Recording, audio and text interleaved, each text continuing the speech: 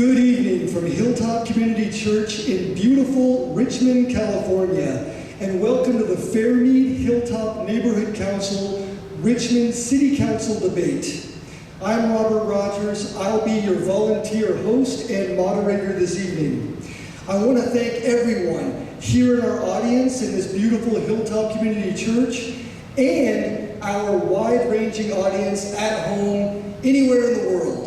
We can be seen on live stream on the Hilltop Community Church Facebook page, the Hilltop Community Church YouTube page, and also the Facebook group page, Everybody's Richmond Facebook page.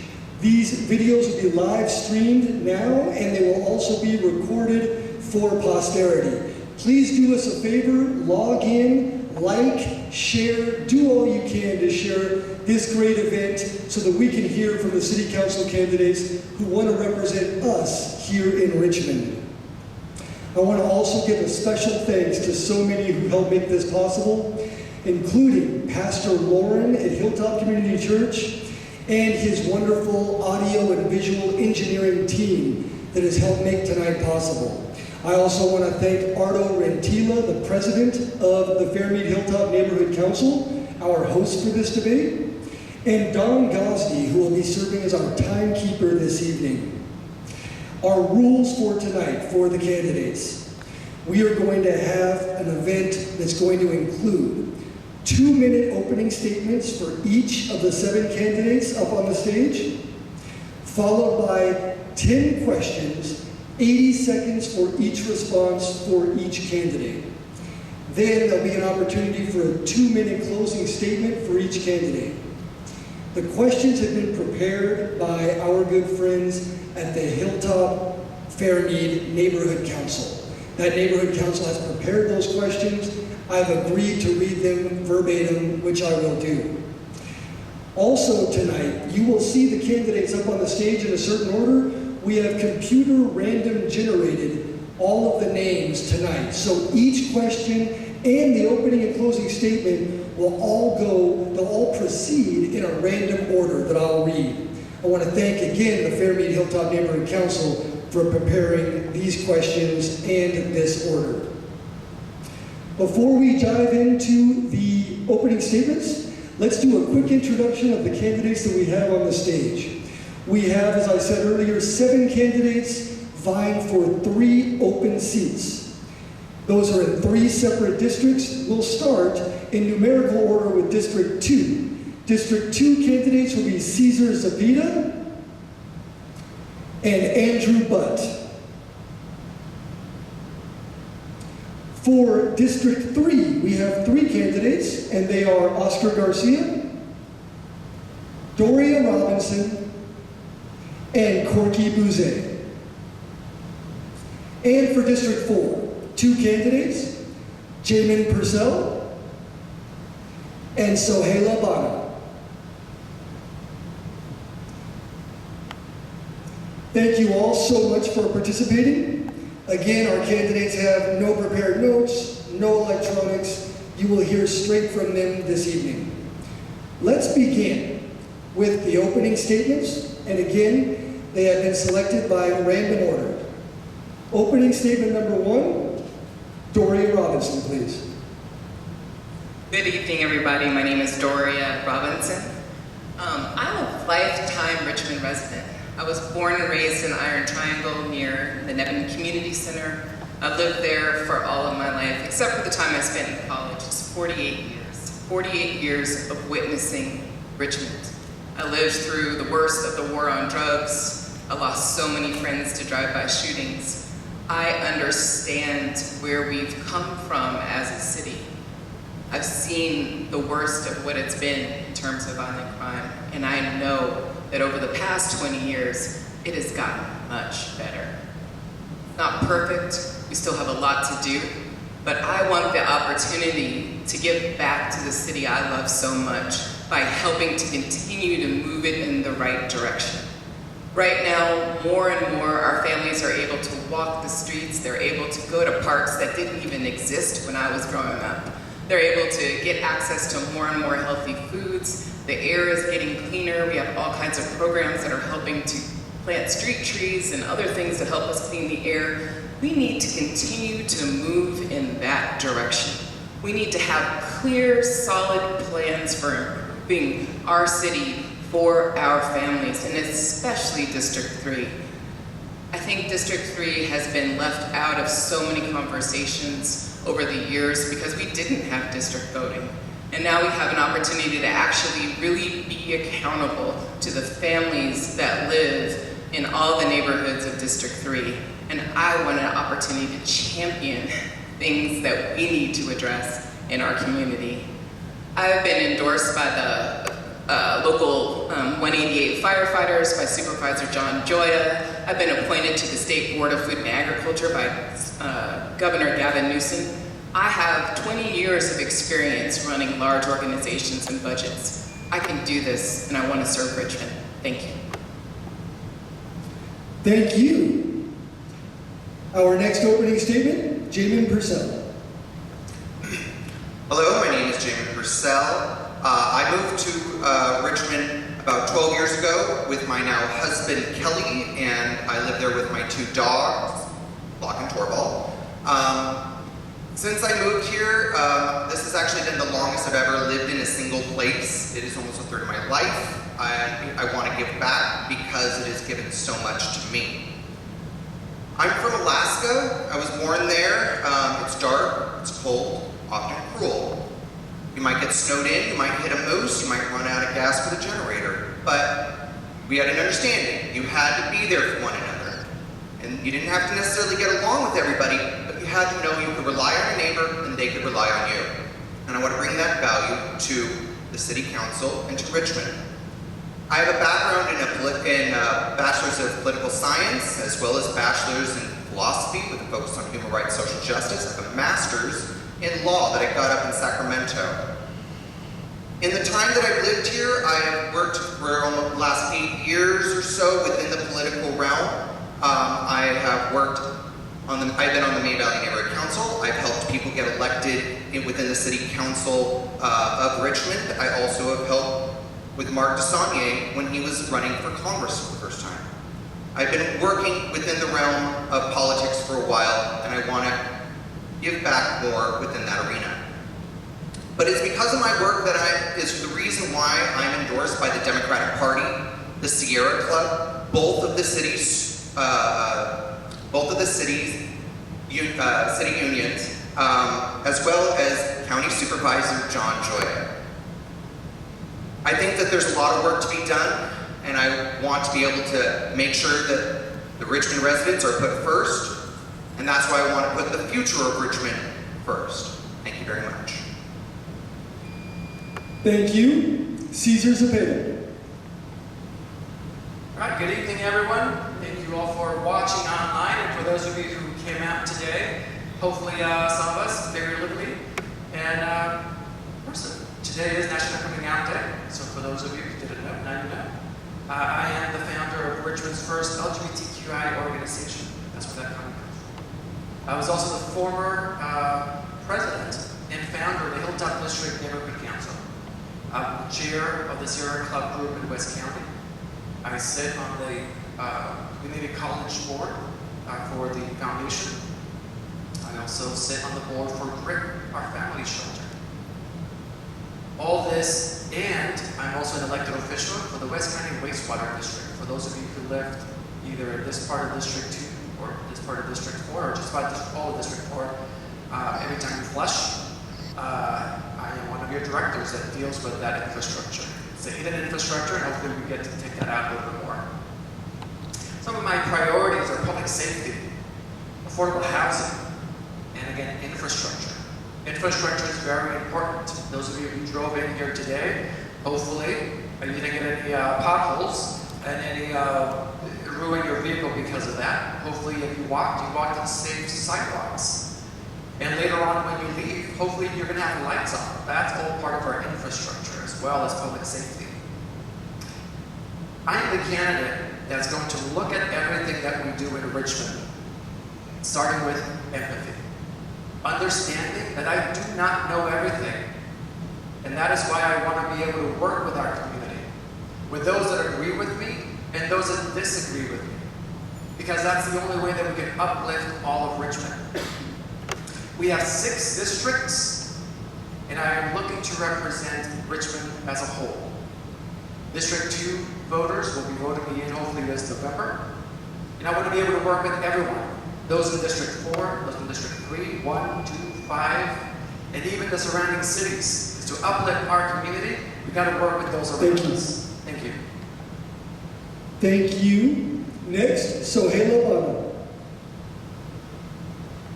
Thank you. I have lived in Richmond for over 25 years. I have raised 2 children here, and I have enjoyed living here with my husband. I have worked as an engineer on many different projects with many different teams and people for 30 years, 20 years of which has been at Caltrans working as an electrical engineer on making our freeways and highways safer. I am a Recreation and Parks Commissioner. I am a member of the Countywide Bicycle and Pedestrian Advisory Committee. I am a member of Advisory Fire Commission, and I've represented Richmond at mosquito vector control at the county level.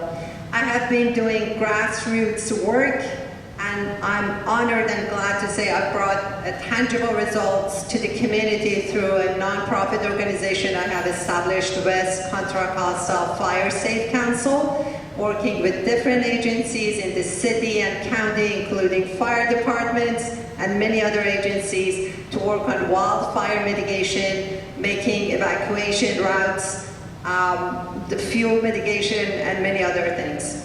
I've also knocked on almost every single door in my district and learned about many other issues, from traffic safety to street sweeping, to lack of parks and sports facilities for children, lack of a hospital in our region in case of emergency we would need to drive to Vallejo or Walnut Creek, the issue of Hilltop Mall that's very important to all of us. I plan to work even harder for the city of Richmond to make it attractive to both residents and businesses. We need to bring more businesses to the city to generate revenue, to be able to provide the services that our residents deserve. I also plan to bring in a portion of $379 billion of the Inflation Reduction Act by Biden. We need our share here in Richmond. Thank you. Thank you. Next, Corky Boozé.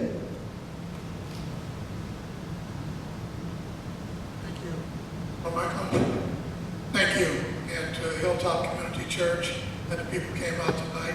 Thank you, thank you, thank you. My name is Corky Boozé, and in reference to that name, you put behind it 3 things: experience, experience, experience. I have more experience in city government than anybody sitting in this panel. I've been doing it for over 30 years.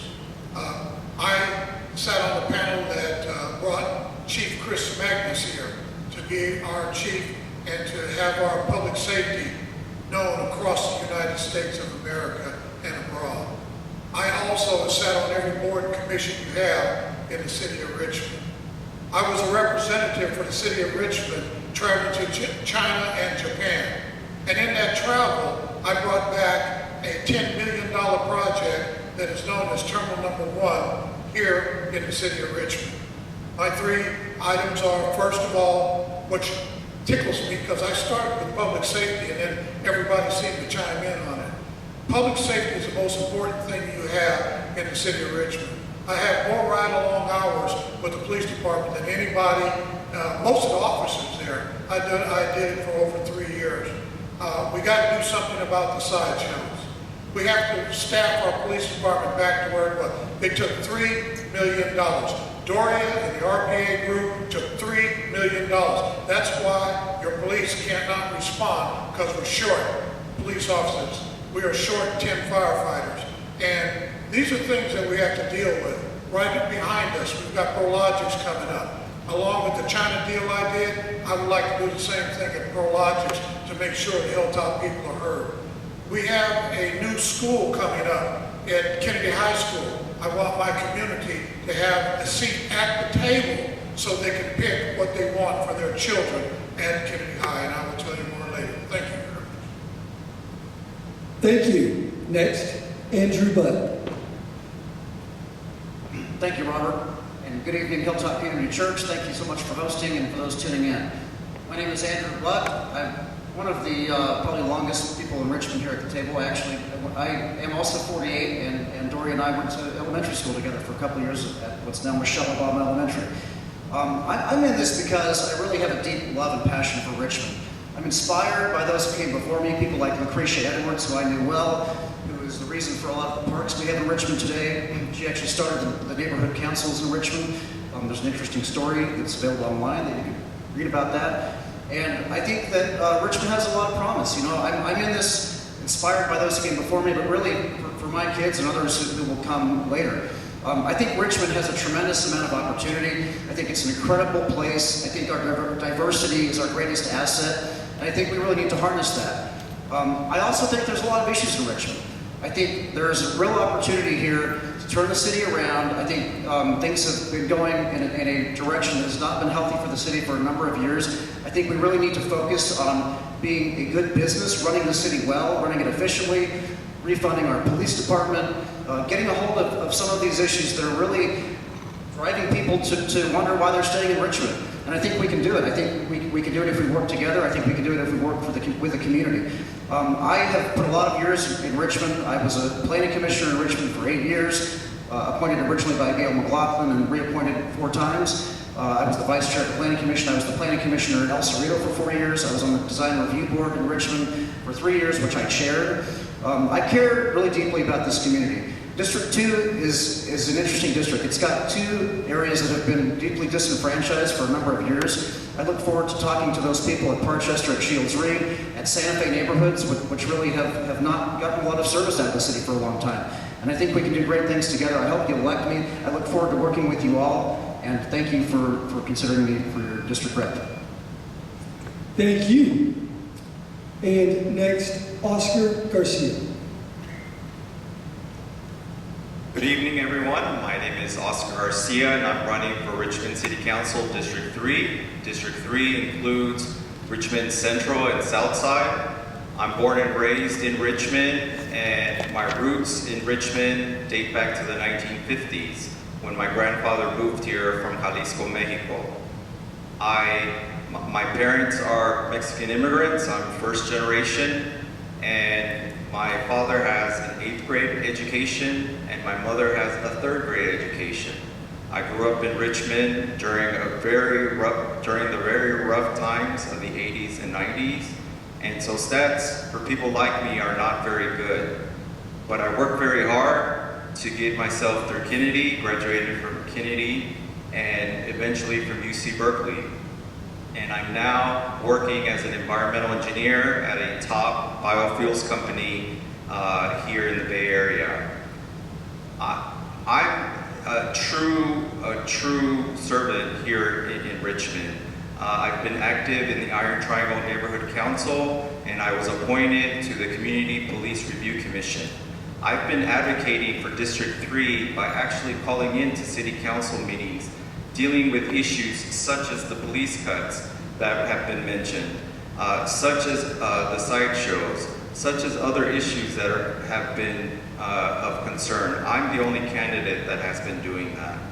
And one of my main focus areas is public safety. That is why I was endorsed by the East Bay Times, because I'm committed to ensuring that we have an adequately staffed police department, unlike other candidates who are still open to further reducing our police department. So please consider my campaign that is truly committed to serving the everyday resident of District 3 and Greater Richmond. Thank you. Thank you. That completes our opening statements. Before we launch into our first question, I want to again thank the great audience that we have here for being here and being engaged in this discussion, and also our great audience out on the web. I want to ask everyone, if you can, to take a moment to look for and like and share this broadcast on Facebook, the Hilltop Community Church Facebook page, the Everybody's Richmond Facebook page, or the Hilltop Community Church YouTube page. This is a world-class venue with a wonderful broadcast, and we want to share this with as many people as possible so that everyone can be as best informed as possible during this wonderful debate. With that, let's go into our first question. I will ask it. It has been prepared by the Fairmede Hilltop Neighborhood Council, and then it will be answered in computer-generated random order by each of the candidates. Question 1. Since safety seems to be the #1 issue here in Richmond, and police staffing is at an all-time low, do you feel the police department should hire more officers? And would you vote for incentives to help attract more officers? Please explain. We'll begin with Jamin Purcell. Well, let's start off with, yes, we should be hiring. We have empty positions. The police department should be filling those positions. The problem is we aren't having anybody show up to be hired.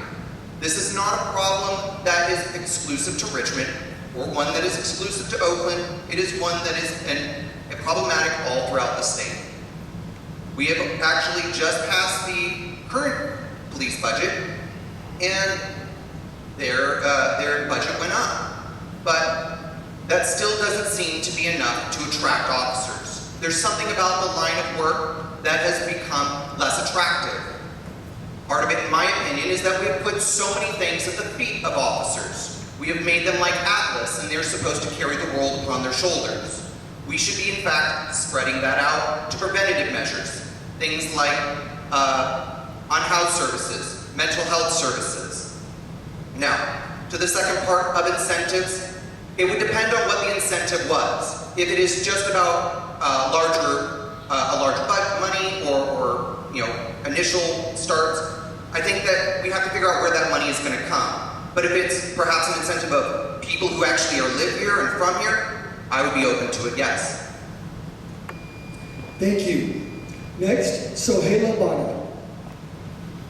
I think the issue is a little more specific to the city of Richmond because our police force do not feel supported, they do not feel respected, they do not feel like they have the job security that they deserve. I happened to run to our police chief a few days ago and just asked her how the department was doing, and she said 5 more officers have resigned recently. They are going to other departments, obviously. So the problem is specific to the city of Richmond. I do support 165 minimum plus more, because minimum is just to avoid overtime. We need a bit more for having community policing, for having evacuation drills and other things. And preventive measures in terms of crime, I totally agree. We do need to invest on them, but it doesn't mean that we need to cut the budget of the police department.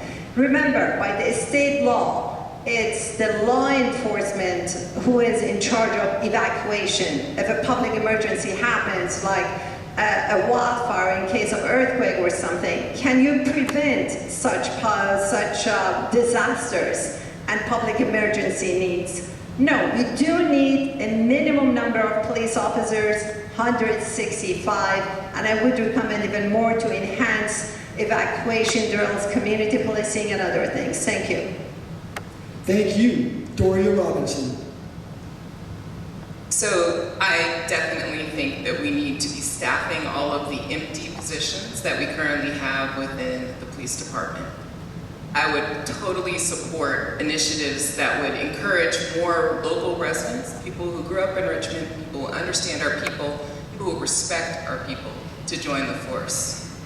I also think that as we look at the issue of public safety, we should be focusing on solving our problem for public safety.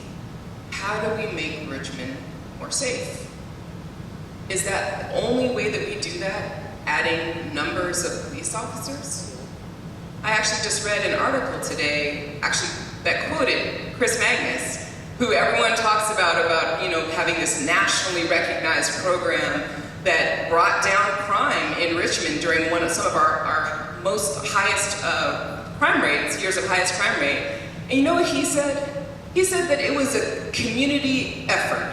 He said that it was a combination of community policing, ONS, ceasefire, and all the other preventative and nonprofits that were working together to reduce crime. We need an approach like that. We need to continue the thing that worked and not go after an arbitrary number. We need to continue what works. Thank you. For the benefit of our audience at home, I will repeat the question before we go to the next candidate. The question is, do you feel the police department should hire more officers? Would you vote for incentives to help attract more officers? Please explain. Oscar Garcia.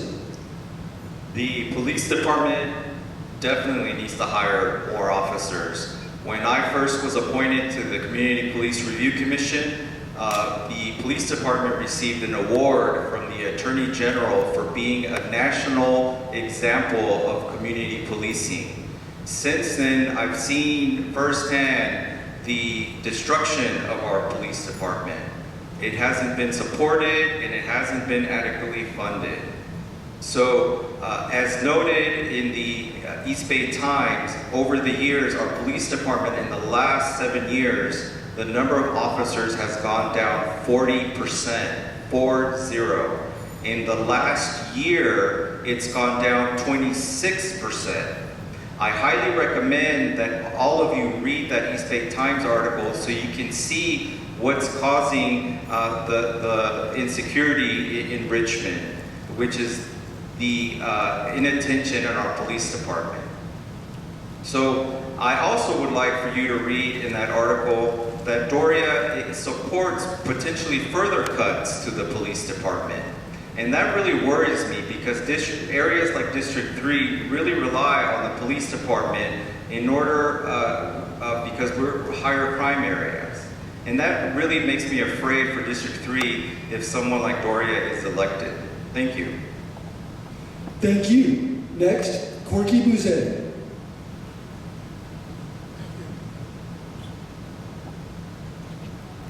Okay, thank you very much. For the people at home that are viewing this, remember these words. If you always do what you've always done, you'll always get what you've always gotten. And that's what's wrong with the RPA. And when I was attending the University of California in Berkeley, the teacher told me, he said, read the question and answer the question first. None of these people answered the question. And the question was, do you feel that the police department should hire more? The answer is yes, yes, yes. I'm known for being an outspoken person. When I was on the council, they used to say, when the black and brown people came to the council, those are Corky's army. Yes, they were. Those were people that weren't disenfranchised. They were allowed to have their voice heard. Second question is, would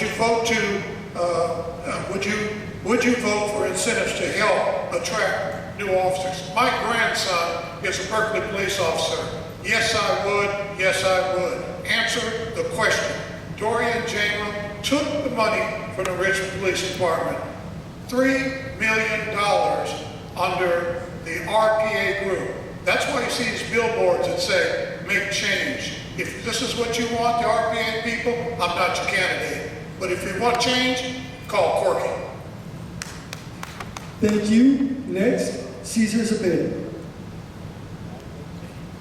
Now, the answer, yes, we do need more police officers, but not just 165, it could be more, it could be less. We're not going to be able to hire that many. I just spoke to our police chief, and there's a shortage everywhere. But alongside that, it's also important to know we need to hire mental health providers, because the police do not need to answer every call. They should be answering crime-related calls, not substance abuse, not mental health services. Issues with marriage counseling or something. You don't need police officers at every single call. Let's have this strategically placed where we need it. And that is going to get us the bigger buck.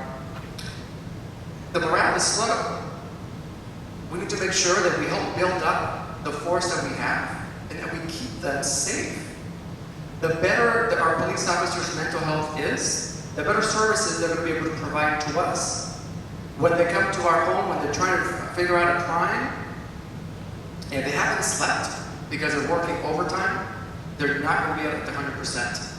If they are not being treated correctly, they're not going to be working at 100%. So it's a balance. Some of these individuals also live in Richmond, so they're our neighbors, they're our residents. So let's make sure that we have this balance of mental health services for both the police officers and also for our community, and being able to work together.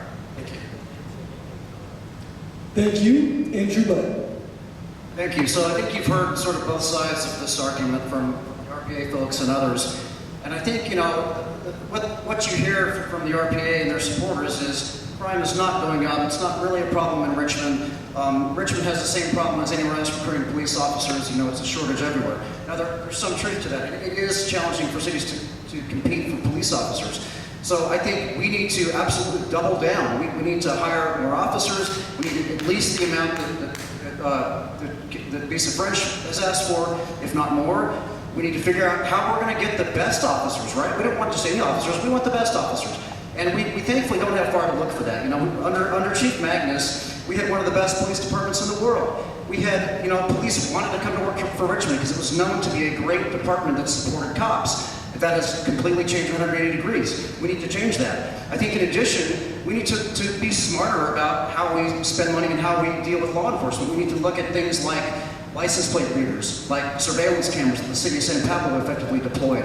You know, we can get a lot more from our money, I think, if we're strategic and we're smart about this. And I think fundamentally, we need to tell the police and send a message out there to anyone who wants to be a police officer that we want good police. We'll support you. We won't vilify you, and we'll make sure this is a place where you want to come and work, and you're going to feel good about it in the end of the day. Thank you.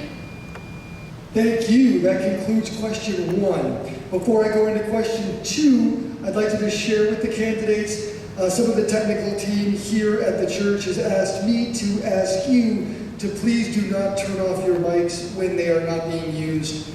Just advance them a little bit forward in front of you on the table. Thank you so much. Question number 2, like all of the questions, 80 seconds per response, computer-generated random answer order.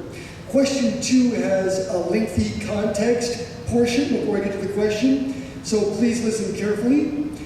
On July 26, 2022, an agenda item presented to the City Council requested voters to be allowed to decide whether or not to increase the Richmond Police Department's minimum staffing level to 165 officers.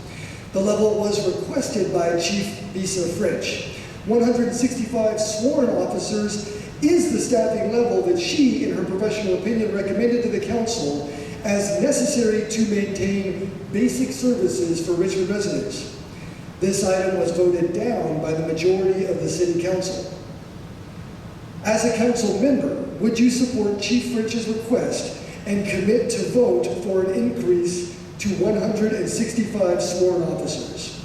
80-second responses, computer-generated random order. Jamin Purcell, please begin. Well, let's start off with the framing of that is that it was inherently a symbolic gesture. This was something that we are talking about a budget allocation, and those are not put before voters. That's not how we operate our city.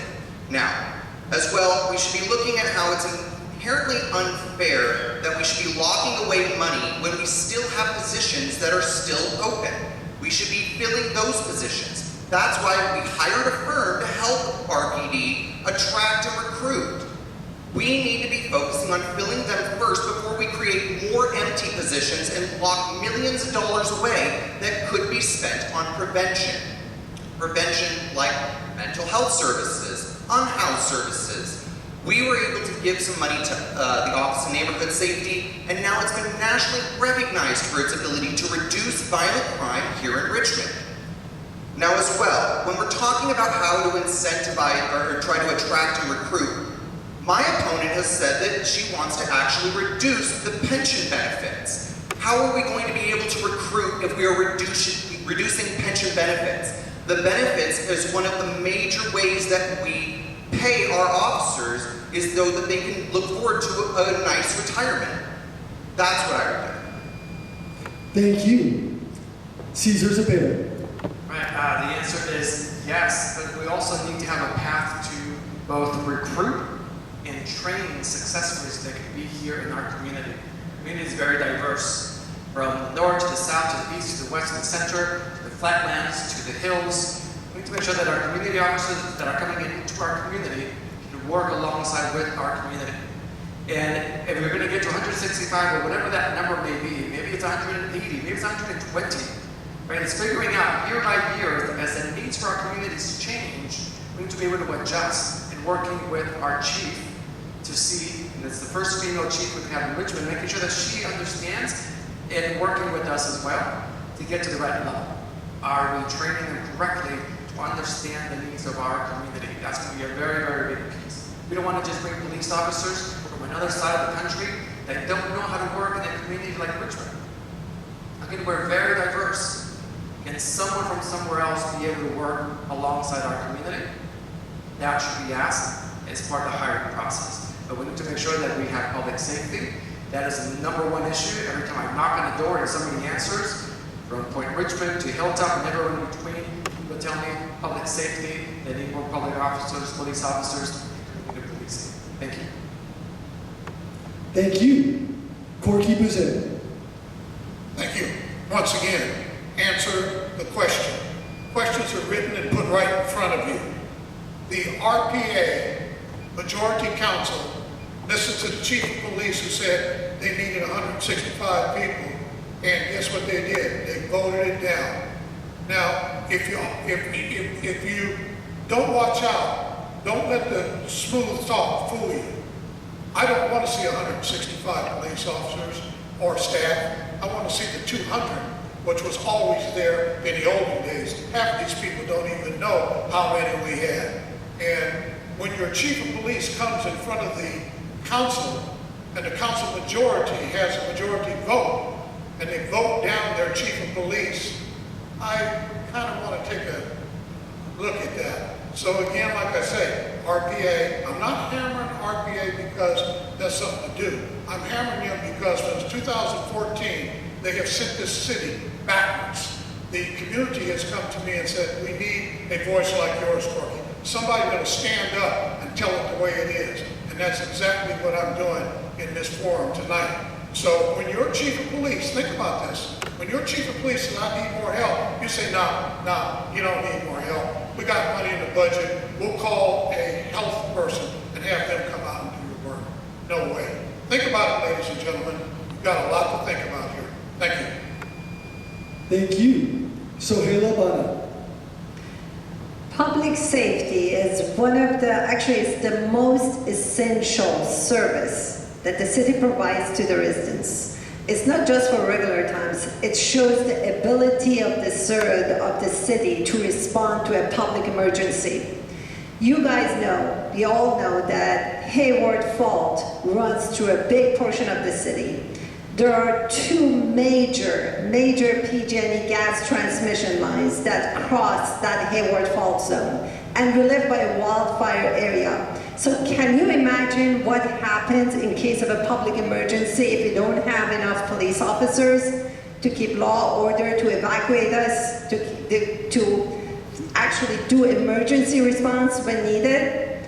I have been endorsed by our firefighters and by our police officers because public safety is on top of our agenda. It is very important, and when it's the issue of supply and demand, if we have to pay more for our police officers, we have to pay more to hire them. We lost them, unfortunately. We lost a lot of capital that went to training them. When each of them resigns, we lose about $1 million of the training that went into that police officer. We have to make up for it, sadly, because our city council didn't support them. Thank you. Oscar Garcia. I definitely would support adequately staffing our police department at 165 officers if that's the recommendation of our police chief. I currently serve on the Community Police Review Commission, and I've done so since 2015, and I'm definitely not qualified to judge or to tell the police chief what or counter what the police chief recommends based on her professional experience as to how many officers we need here in the city of Richmond. It worries me. We have candidates who feel like they know everything and can counter the professional judgment of our staff, such as our chief. So as part of hiring the adequate number of officers, I will really push for adequate recruiting. We have a large population of youngsters here in Richmond, and I want to create pipelines so that they are more interested and more willing to become officers here in Richmond. Because we do need officers that look like us and that know our community so that they can best serve our diverse community here in Richmond. Thank you. Thank you, Doria Robinson. So again, I'm going to say this. What are we solving for? If we want to improve the safety of our streets, if we want to improve the safety of our parks and our schools, how do we achieve that goal? I strongly believe that public safety is a team sport. It is not just the police officers and the police department that helps us achieve public safety. We also need fire, emergency response, EMTs. We also need the folks that do preventative work. We also need the folks that are working with mental health. We also need ONS and other things like that. What we need is a team approach that's based on data. This whole argument that we have that the only way we can make our streets safer is to have 200, 300, 165 police officers on the street is not based in data. What we've seen is over the last 20 years is the crime rates in Richmond have steadily been decreasing. Look at it, look at the FBI data. Look at the data from our own police department.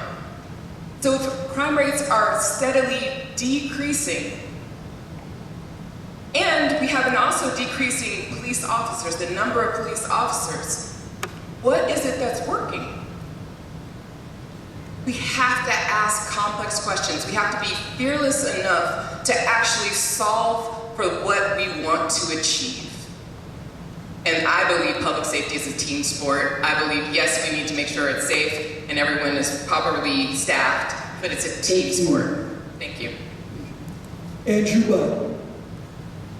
Thank you. So, firstly, yes, I would absolutely support the hiring of Chief French's recommended 165 officers. I think, listen, folks, we've got to start listening to the experts around here, okay? We have a phenomenal police chief.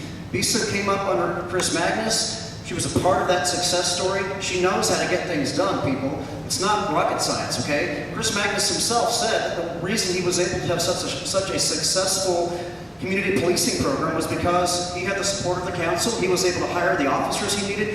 He had the courage to actually disrupt a police force that was having some issues and transform it into one of the nation's best police forces. Now imagine that. Here we are a few years later, and we're just struggling to do basic things. We have no community police policy.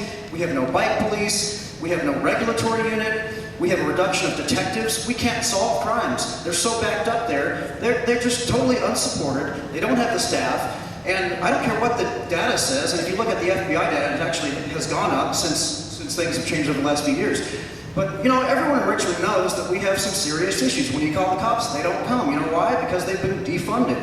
Now, the people behind defunding is the RPA. There's an article written by Shiva Mishak, who's Eduardo Martinez's campaign manager, and Mike Parker, where they talk about specifically defunding the police. They said it wouldn't go over well, so they came up with the name reimagining. But they defunded. Let's get real. Thank you. Before I go into question number 3, which will be on a fresh topic, I want to again thank our large and growing audience at home, or I should say on the web and on mobile devices. Please continue to like, share, and bring others into this conversation. Thank you so much. Question number 3, 80 seconds per answer for each candidate, the order computer randomly generated. The context and then the question. Context. Companies and dealerships are leaving Richmond because they feel the new business tax, Measure U, which was created by our current city council, is unfair. What would you do if elected to keep good businesses from leaving? We will begin with Cesar Zepeda. All right, that's a really great question. First, we want to make sure that we're equitable. Whether you're a small business or a large business, we want to make sure that we bring and we keep your tax revenue in Richmond. We don't want you to leave. So if this question here was looking at the car dealerships, or that's the big talk out there about the car dealerships, bring it to the table. Let's negotiate.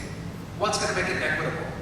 Measure U also ended up lowering a lot of the small business tax. So over 1,000 small businesses ended up getting a much smaller tax at the end of the day. In a couple of years, in 2024, 2025, Chevron's going to be able to pay into this tax. Right now, they're not able to. Once they're able to, and we get more tax revenue into the city, let's look at this whole thing again.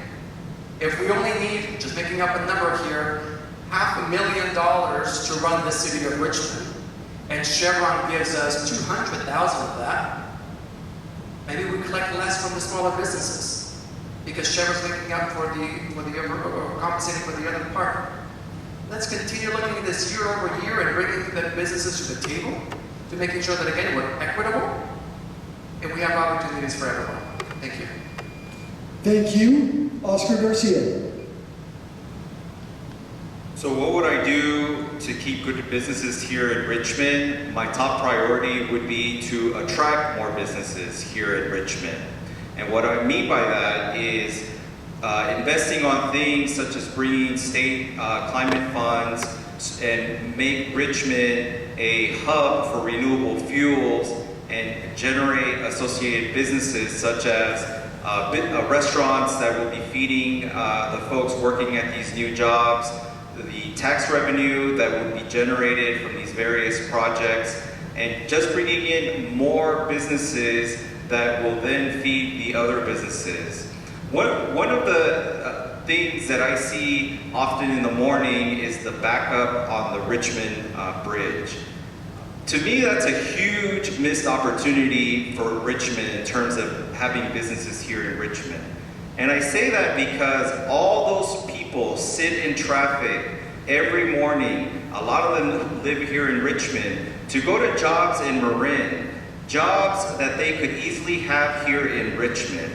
And instead, our city council is pushing businesses out.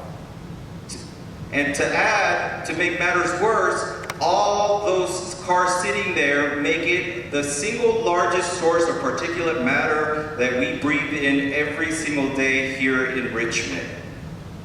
So ask yourselves, who do you think is most qualified to bring businesses? And that is me. Thank you. Thank you. Andrew Budd.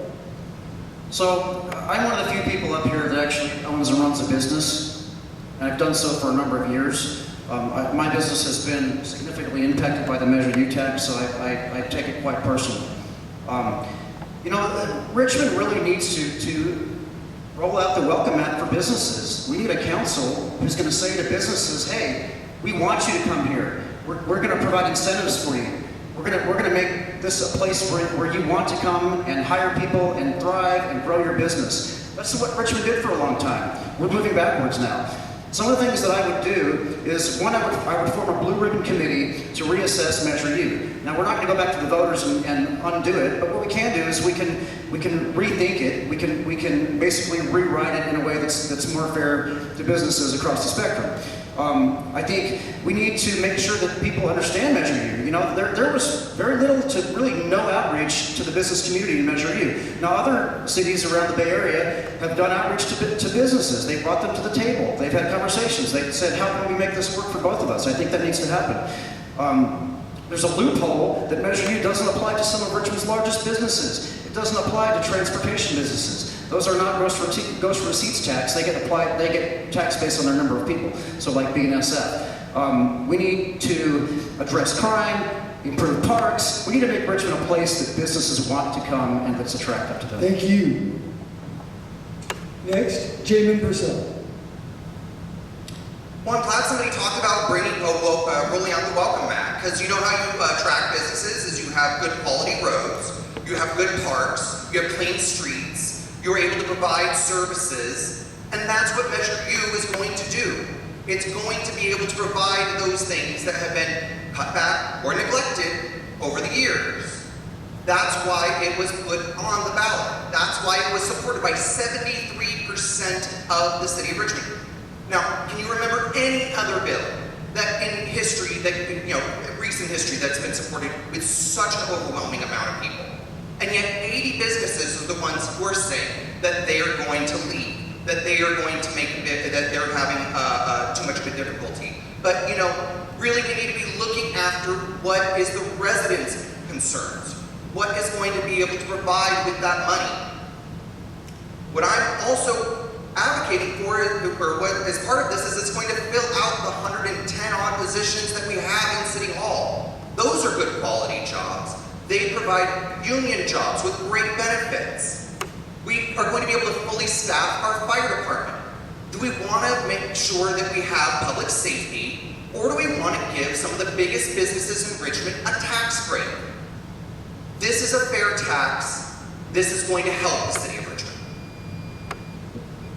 Thank you. Doria Robinson. So I also believe that Measure U is a fair tax. It basically took a situation where the largest businesses in Richmond were formerly paying the least amount in taxes and made it so now they're paying their fair share. I feel like that's the way we need to move forward, especially when those businesses want to enjoy all of the services and things that you need in order to run a business in Richmond. You want the roads kept up, you want all these other services, and those cost money. I want to reiterate that Measure U lowered taxes on the vast majority of businesses operating in Richmond. It lowered it.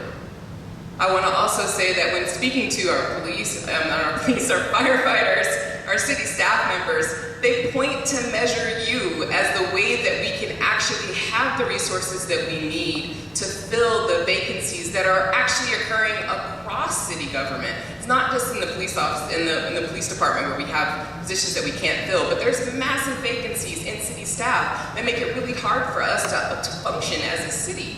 And this actually creates the funds that we need to fill those holes. So again, we can have a comprehensive vision for what we want to do in this city, and that we can staff every team, and that we can have the resources we need to run the city right.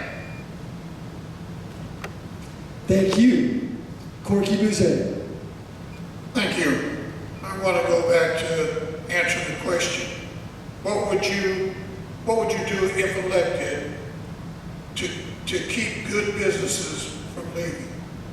Well, at one time, I knew here at Hilltop, there was Red Lobster, there was Chevy's, there was Fresh Choice, there was the Chinese restaurants, and then my friend Leon over at the Hilltop Auto Group, they're all upset and ready to leave. If you go out and you have 10 people that can make your city better, and you lose 9 of them because your Measure U is too strong, then you're not gaining anything. You're creating a bigger hole than you had before. You need somebody that's going to fight. And that's what I'm known for. My history speaks to it, a fighter. And that Measure U, I have to sit down with my council members, and if they don't want to work with me to keep the businesses here by lowering the Measure U tax, then I will expose them to the community. You have to have business. You have to generate money. And if you don't have people to pay, you won't get the money. Thank you. Thank you. Soheila, Bana. I reached out to businesses to see how they are affected by Measure U. Specifically, I talked to Judy, the finance manager at the state dealership in Automall Plaza. She explained to me that they have gross revenue of, say, $5 million. Their profit margin is 0.5%. They are being taxed 0.4%. That is, they are taxed 80% by the city, in addition to all the other taxes that they need to pay to the state and federal government. That is not fair. It needs to be adjusted. So Measure U as a whole, upgrading or updating business taxes is not a bad thing, but the way it is on gross revenue, It's very unfair to certain businesses, and I don't understand why you should reduce the tax on some businesses when they were not complaining about it, even though if they were small businesses. We need to bring in more businesses to the city. Having 2 Costco branches instead of 1, when both of them are paying taxes, is more beneficial to the city because the amount of sales tax we get from them is very important to us and many other stores too. And unfortunately, this measure is very unfair to businesses with huge revenue. Thank you. Thank you. Now we will be moving to question number 4. Before we do, I want to thank our audience on the web. We see you. We appreciate you. Please continue the vigorous debate, commentary, likes, shares, and so on. Thanks very much for growing this audience. Question number 4. This is about specific districts that each of you wish to represent. What are the 3 most important issues in your district? State your district, and please tell us how you would address those 3 issues. The order has been randomly generated by a computer, and we will begin with Soheila Bana. Thank you. The issues that have high priority for my district, I believe, are the same issues for the entire city, and we can talk more. I am from District 4. That's Richmond, east of Interstate 80, plus Fairmede Hilltop and Hilltop Village. Number 1, public safety. 2nd, economic development and balanced budget. And number 3, quality of life issues like clean and safe streets that are walkable and bikeable and nice parks and sports fields for children. We do need economic development to bring more businesses, to create more jobs, to bring more taxes to the city in order to be able to provide for these services for the residents. And public safety, as I said, is the most essential and basic service the city is supposed to provide to residents. It's a must, it's number 1, it must be provided, and I'll do my best to enhance it. If I had time and I could explain, I could count all the deficiencies that we currently have in our, in terms of the equipment for our emergency responders. For example, they don't even have emergency communication system. They don't have satellite phone in case of earthquake, but all communication modes go down. So, thank you. Cesar Zepeda. Top 3 issues are public safety, infrastructure, and housing, especially affordable housing. And the district is very diverse. You got Hilltop, you got Parkchester, North Richmond, Shield Reed, Santa Fe, Point Richmond, and a sliver of the Marina Bay. So the needs in one corner of the district can be very different than the other corner of the district. Understanding all of them, infrastructure for them, and public safety, what it means for each one of them. We'll start with public safety. In Point Richmond, I've been getting questions about lights. They want to know, can we have more lights and sidewalks and fixing their infrastructure so that way when they're driving through their streets, they're not popping their tires. And as you get to other places in the district, it could be even jobs.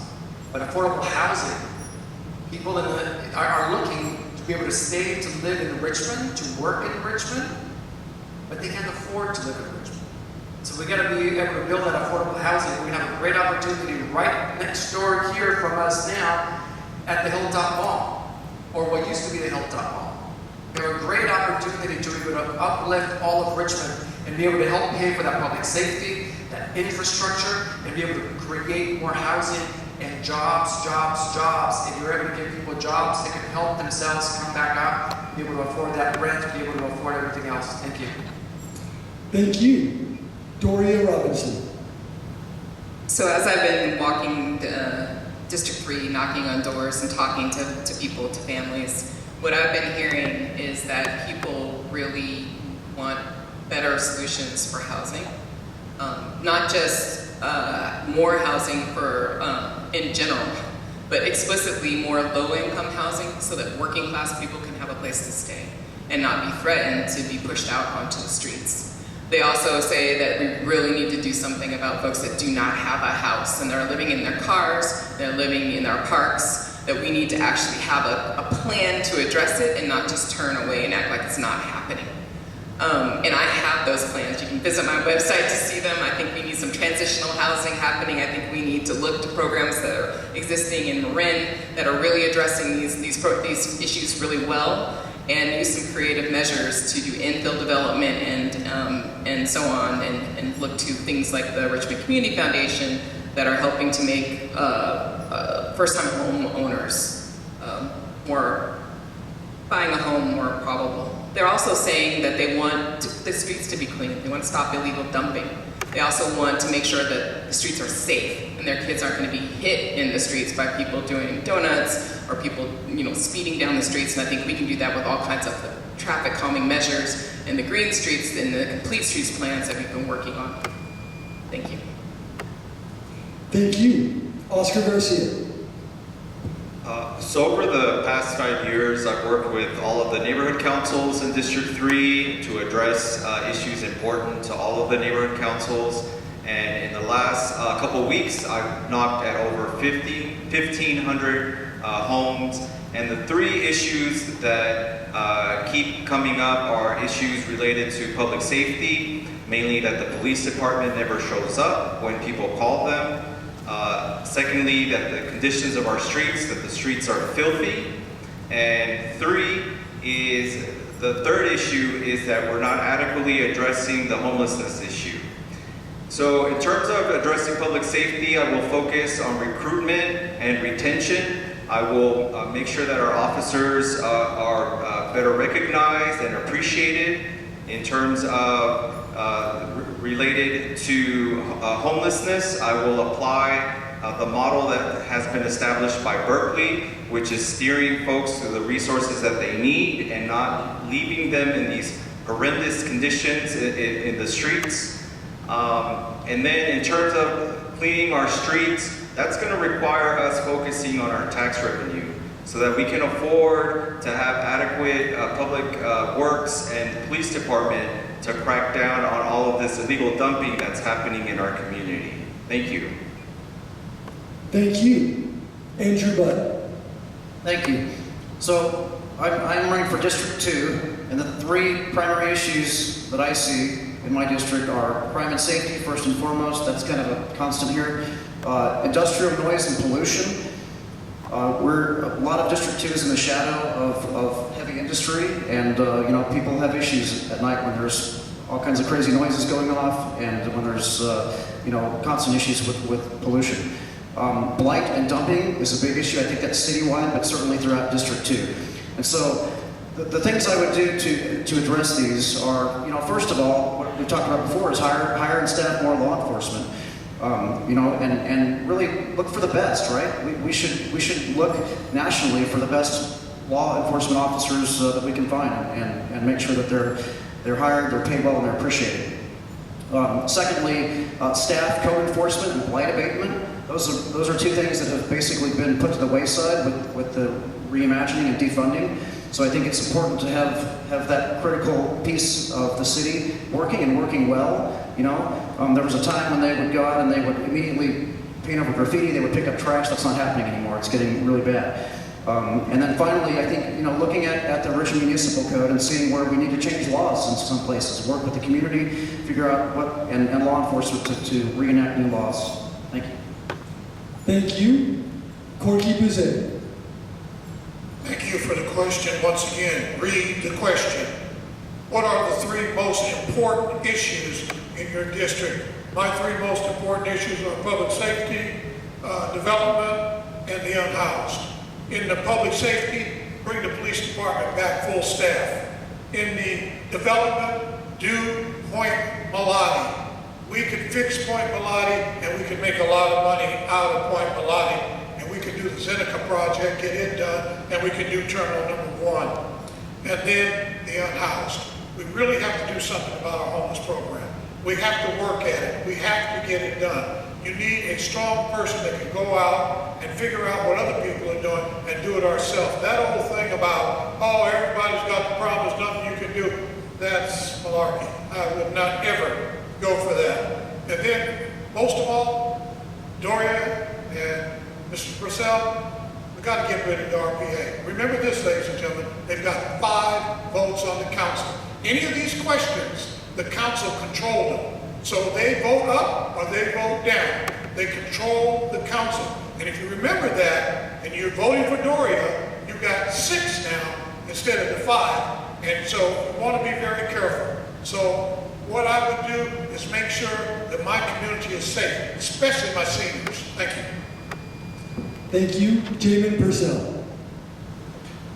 Well, I'm going to start off with I have knocked on over 4,000 doors, and from what my priorities are based off of what I've heard at the door: public safety, housing, and services. And I'm glad that other people are talking about bringing up services too, because you know how you're going to pay for that? Measure U. You're not going to be able to pay for it by pulling it from another department. We are already billed out on our budgets. We are not magically going to have more money rain from the sky. But if we want to have services like paving, parks and rec, code enforcement, trash and weed abatement, we need staff. We need people who have the ability to be able to do that. When we're talking about housing, we should be looking at housing that is actually healthful housing, infill housing.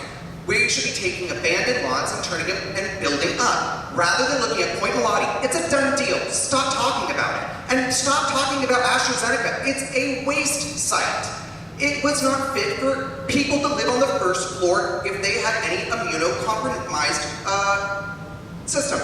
It's ridiculous. So, as well, for public safety, it's about prevention, infrastructure solutions, safer streets to be able to prevent donuts. The Office of Neighborhood Safety, again, was naturally recognized to be able to bring down violent crime. We should be supporting these preventative efforts, and I would like to do that. Thank you. We'll now move on to question 5. This question has a context section and then the actual question. I want to remind our candidates, our audience, and our audience across the web that these questions are provided by the Fairmede Hilltop Neighborhood Council. Thank you very much for crafting these questions. Context, question number 5. We asked our mayoral candidates this question last week. The Richmond Progressive Alliance is a well-known political organization in Richmond. 4 of our current city council members are RPA members. What does the name Richmond Progressive Alliance mean to you? We'll begin with Cesar Zepeda. Thank you. The RPA is a very well-known organization in the city of Richmond. They're more environmental, and they're looking out for individuals. They are a big voice of our city. They have 4 votes in the city council because they've always been able to move at least 50% of the vote of Richmond. So while I'm looking to represent District 2, I'm really looking to represent even those that I don't always agree with. And the RPA is part of them. At times we agree with issues, and at times we don't. The very first thing I did when I got involved in our community, we actually went head-to-head with some of the leadership of the RPA. And then sometimes we agree on issues, sometimes we don't. But we gotta be able to work with everyone. The RPA has a different perspective and take on things. Are they always good? It all depends on your point of view. I am not going to trash the RPA. I'm not going to trash any other organization. I personally, I'm not a member of the RPA. I stand on my own. And therefore, I want to be able to work with everyone. I am going to be one of the few candidates that's going to be able to do that. Don't trash your neighbors because you may need them. We have to be able to work together. Thank you. Thank you. Corky, Boozé. Thank you. That's a great question. And you have to ask yourself, are you better off today than you were before the RPA took over? The answer is no. The RPA has got to carry the load that they put out. They have been against your police department. You can hear Mr. Purcell and you can hear Doria talk about, oh, well, RPA, this, that, and the other. But the question is, our police is unfunded because of these 2 people's group. Their group killed your police department. So be careful that you don't get caught up in the same thing. In reference to the city, our building, RPA killed it. You just heard Mr. Purcell talk about, you know, the RPA and all the stuff that they're going to do. But you know what? They have 5 votes. Guess what? they can build a Taj Mahal in the middle of McDonald Avenue with 5 votes. So when you hear these people talking to you and they tell you of all the things that they're going to do, why haven't they done it? You need somebody who is not afraid to step up and say, you guys are wrong. And ladies and gentlemen at home, think about this. Look at your city council meeting. They fought with Mayor Budd on every single issue he brought up. He can't almost get enough votes to cancel the meeting. The only reason he does is because they want to go home. Thank you. Thank you. Doria Robinson. So I'm going to say it really clearly, and I'm going to say it once. I am not an RPA member. I've never been an RPA member. I've actually struggled with the RPA because I do not agree with every single policy. But I also am big enough to recognize when I do agree. And I partner with people that I do agree with. I think that it has been interesting to see how my opponents try to label me an RPA member when people who actually know that it's not even true. What I'd like to say is that as a lifetime Richmond resident, I find it fascinating how folks are not recognizing how Richmond is so much better than what it used to be. If anyone who has grown up here just looks around at the things that are happening today, know that it's been getting better. If you are a person who is re-entering from incarceration and you're coming back to Richmond, you now have Ban the Box. That was an RPA initiative to make it easier for people who are returning from incarceration to get jobs. That is an improvement. There are a number of things that the RPA has supported that they should actually be getting credit for. We should be big enough to say that those are good improvements. You know, the initiatives to move towards climate change adjustments, to have health in all policies, to actually support community policing, which was something that was not supported by the old guard. These are all things that we should be associating with the RPA. Thank you. Soheila Bana. Thank you. I am an independent candidate and I am progressive. So when Richmond Progressive Alliance came to town, I supported them. Many of us supported them. That's why there are 4 city council members who are RPA. But I do not support them anymore, even though I'm able to work with some of their members. They have their own base. It's a democratic country and society. They should have their own representation. We should be able to work together, and I'm fine with that. But I realized that the process that they make decisions is not democratic. They run on slate politics, and often they act like political guardians of Richmond residents. And I do not approve of that. That is why I'm running on my own platform as an independent candidate. I am committed to you and only to you. I will be representing you and I will be your voice. Having said that, I'm sure there are many people on RPA side too who have the love of Richmond and want the good of Richmond in their hearts, so we should be able to work together at the City Council and at other levels. Thank you. Thank you. Andrew Budd. So most people who know me know that I'm not a fan of the RPA. The Richmond Progressive Alliance has shown themselves to be a real danger to Richmond. This is a group of people that has full control of the city council, thus they make all the decisions of the city. Most of those are made behind closed doors at their RPA meetings, which are no one else is allowed to see. And then they come, they all know how they're going to vote. They all vote the same, generally. A lot of the decisions are made by people that were never elected. People like Mike Parker, rest his soul, a smart guy, but he knew what he was doing, and now that they've taken over power, I think they've shown what happens, right? Look when you need to call a police officer, they don't come. I think the RPA really they look at Richmond as a grand social experiment to the detriment of the Richmond residents. They don't listen to the community, and they don't listen or respect the advice of experts. They're anti-business, they're anti-development, they're anti-police. They have unproven ideas that don't work, and when they don't work, they double down on them. They're frankly a group of socialist Marxist ideologues who want to bring that to Richmond, and they're succeeding thus far. They have come out against all the developments lately that would bring revenue to the city, including Point Melati, Zeneca, the Berkeley Global Campus, which they killed. They divide and conquer with the wedge issues, and they're backed completely by the SEIU. Thank you. Oscar Garcia. So my commitment as part of my work in the city of Richmond is to improve Richmond. And as part of that, you have to work with everyone.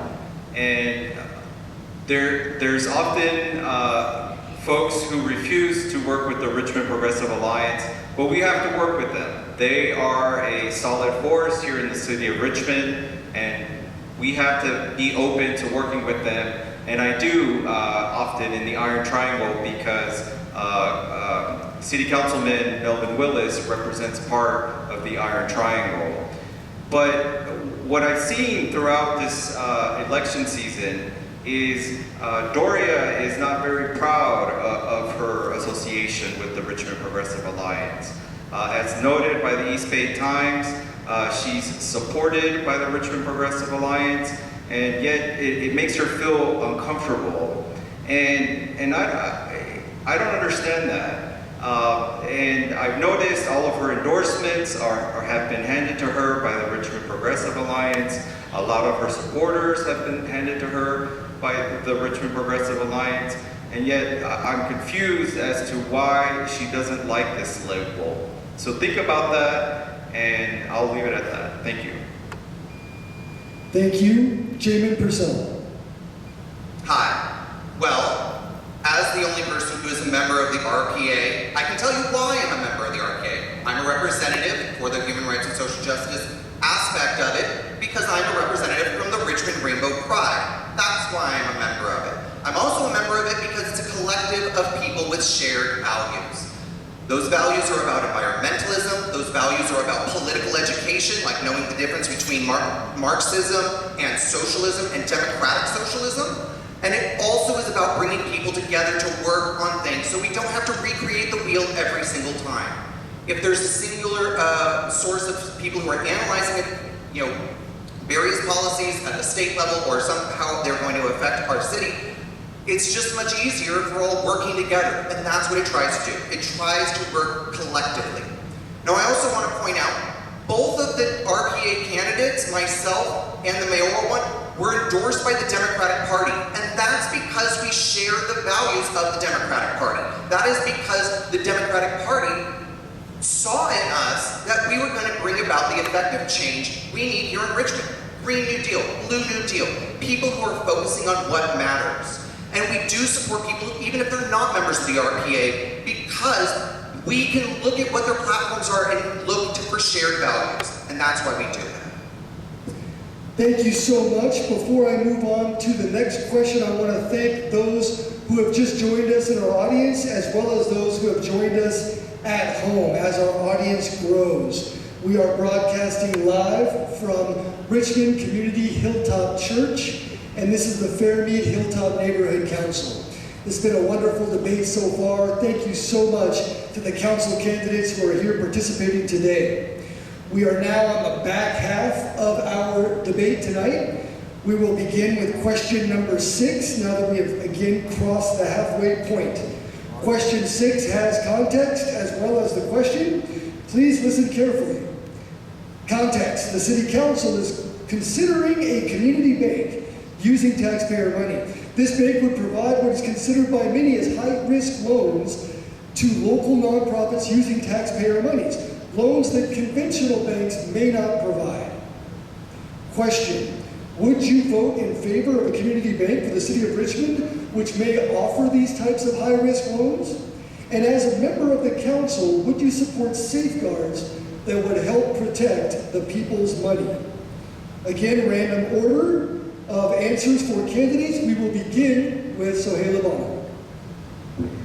Bana. Yes, I do support safeguards, and it's very important. The city has no experience in banking, so I don't want us to go bankrupt in this experience before we learn the alphabet of banking. Perhaps we need to ask for mentorship from Mechanics Bank or some other bank to help us with it. And if we start by having more security guards in place, less risky loans, and as we build up, then increase the amount of risk or the number of risky loans, I think that would be a safe path.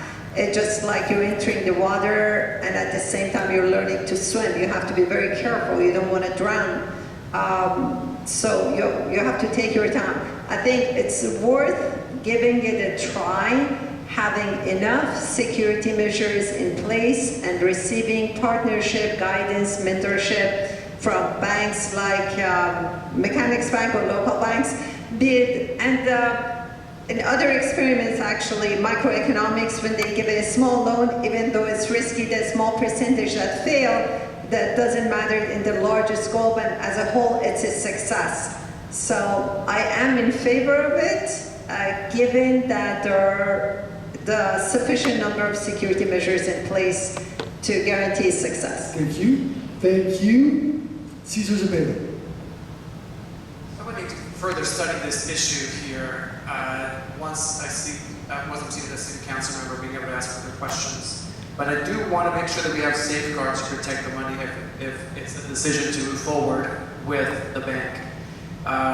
We're a city that makes policies and provides services to our community. The goal of this, I believe, is to provide opportunities to the small businesses, but there's other ways out there without having the risk of the taxpayer money involved.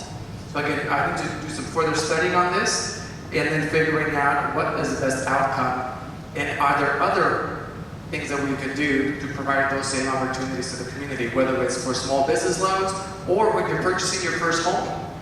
I purchased my first home here at Hilltop when I was 22. And I could definitely use a bank that was friendly to someone that was brand new to investing and brand new to buying my first home, instead of going to these huge banks that end up failing halfway through. But again, more studying of this, and then from there I'll be able to make a further, more educated decision. Thank you. Thank you. Doria Robinson. So I agree. I think that we need a little bit more study on this issue. I think it's an interesting idea. I think that we should be watching places in the nation that are trying this out and seeing what happens from it. I also agree that there are situations where there's capital that's needed in order to do things like buy a first home or help a small business get started at the level of capital they need to succeed, to actually make it past the point where they're breaking even and actually making a profit. And this could be a way to do that. That said, I honestly believe that we have a lot more important things to focus on at this point in time in Richmond's history, and we should be focusing on those things. We should be focusing on, initiatives around housing, around unsheltered populations, around, public safety writ large, this team approach that I've been talking about. There are so many things that we need to deal with first in my book. I feel like once we can stabilize some of those things, then as the situation needs it, if we're dealing with housing and we're thinking like, how can we make it more possible for first-time home buyers to get that home loan in a non-extractive way? And then if this becomes a tool that we can do that, in that context, then great. Let's figure it out, let's try it, and let's watch where people are doing it around the nation and learn from them before we just go out there and try it. So that's what I think. Thank you. Oscar Garcia. I would be open to evaluating a community bank, but I would walk into those conversations very hesitantly. The reason why is the city finances are not in good shape. The state has ranked the city finances in one of the top 10 worst in the state, and we don't have a history of managing programs. I mean, just look at our public housing program. Does anyone, these are the type of, that would be the level of service that we would be providing using potentially hundreds of millions of dollars from the city, and it makes me very nervous to think that we would be doing that. I also think that the bank could make it susceptible to inside dealing. There's a lot of money moving in the wrong directions. People that are friends or actually on the city council could directly benefit from what is meant to help our businesses that are still struggling post-COVID. So I'm in general more in favor of steering our businesses, especially our minority businesses, to the existing business sources of revenue that are out there, especially at the federal level. Thank you. Next, Jamin Purcell.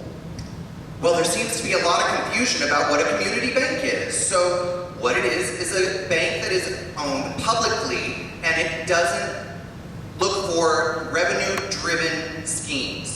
Overdraft fees, late fees. These are things that were created by banks to be able to increase their revenue. This is why they're billion-dollar industries.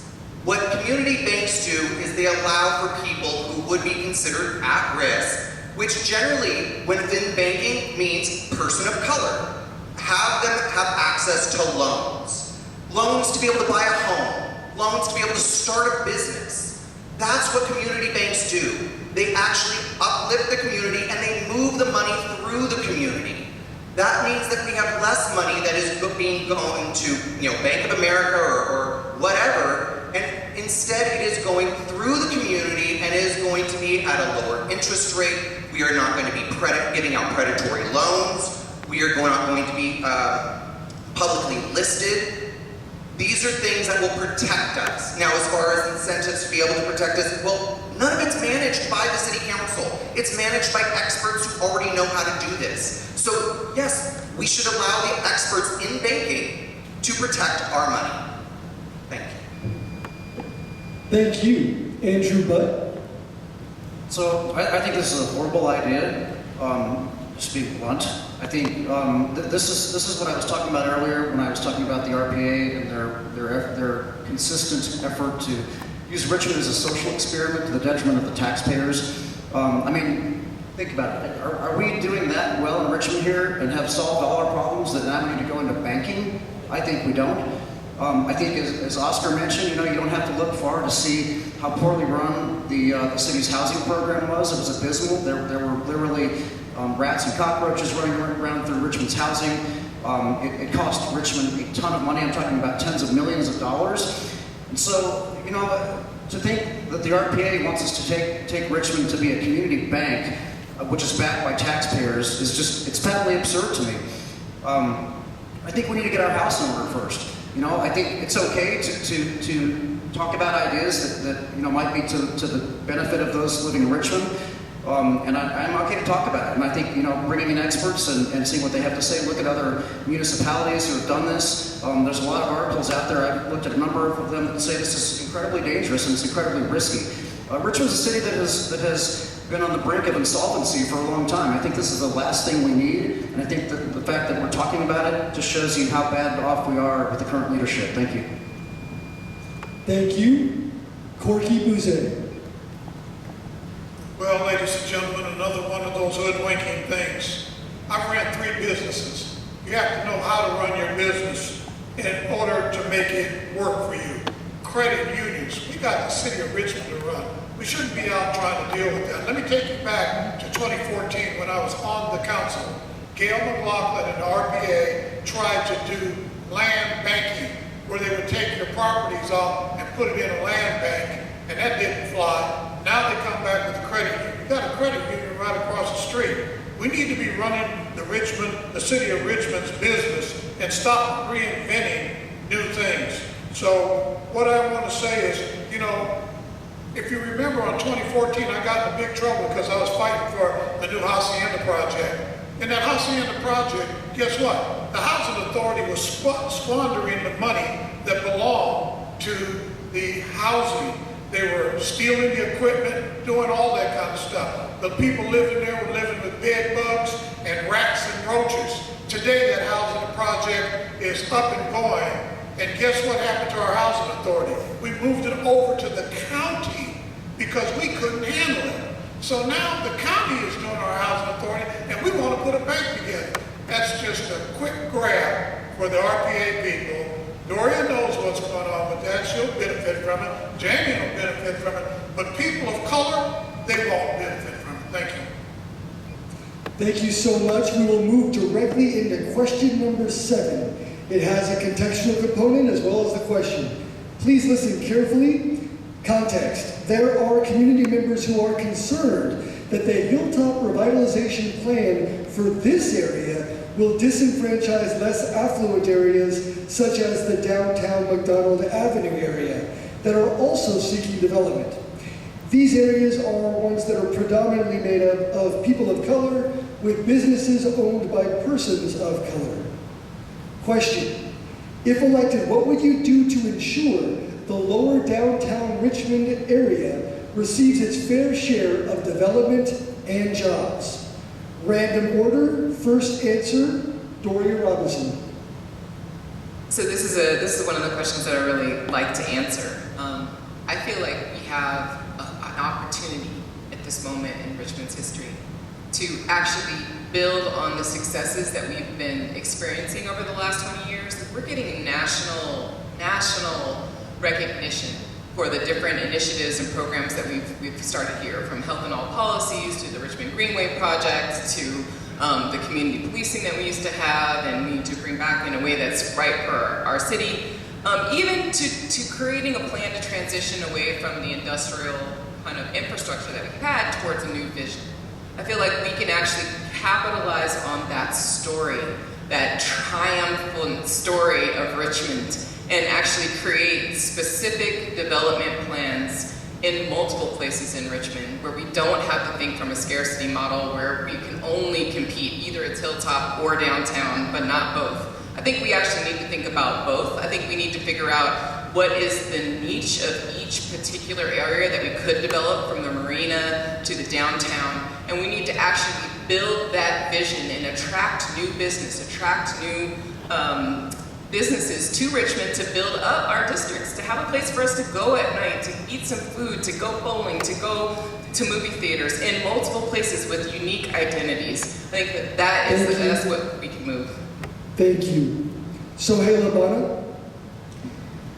I believe we need to connect communities together. As a director of Citizens for Greener Sobrante, along with the president of the organization, we reached out to Prologis and suggested to them that we would need a green path, bikeable, walkable, from District 4 to the east of I-80 to Hilltop to bring businesses there and retail.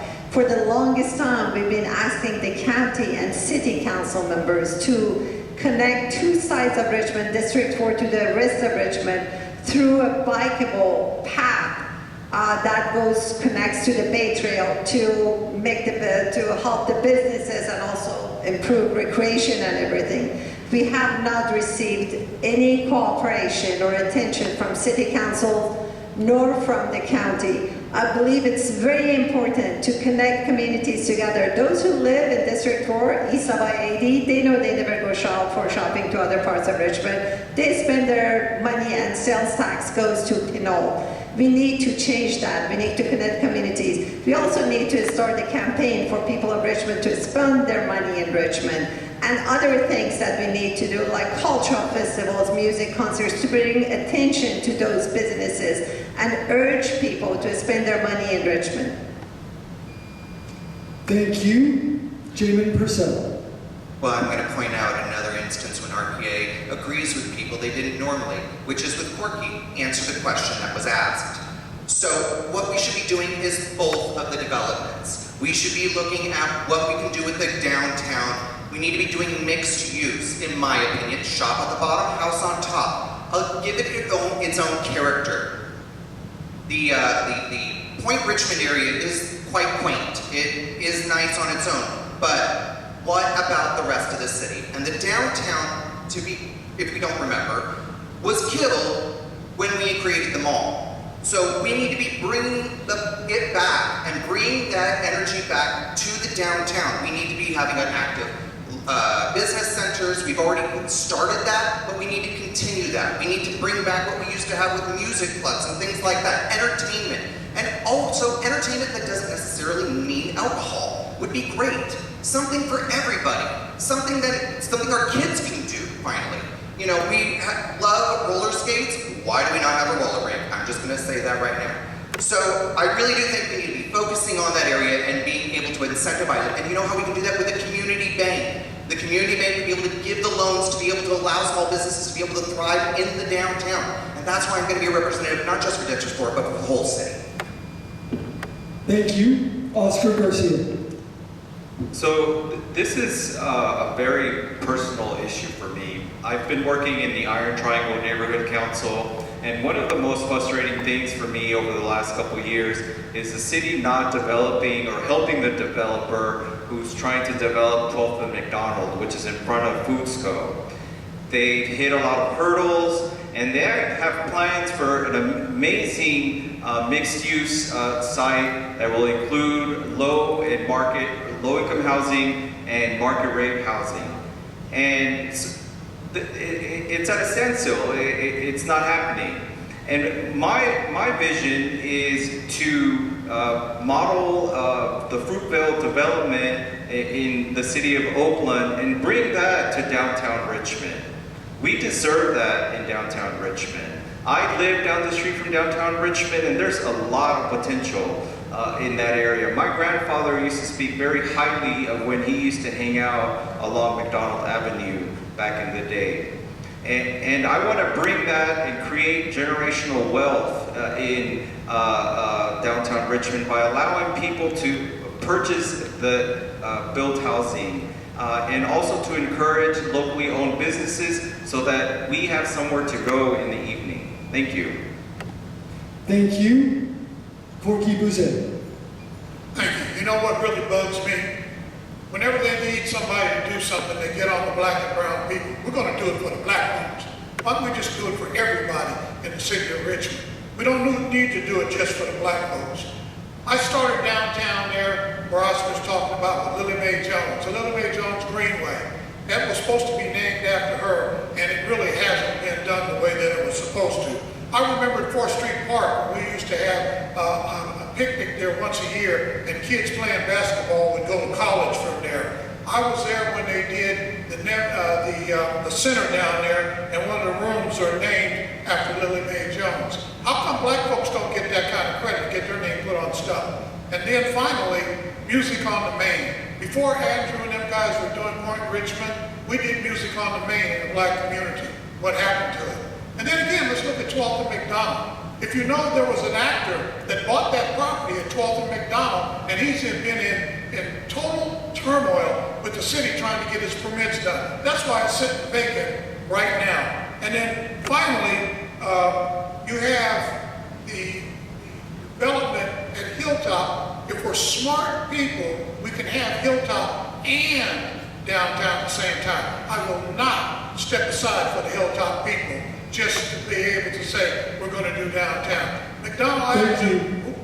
Thank you. I want to say I apologize.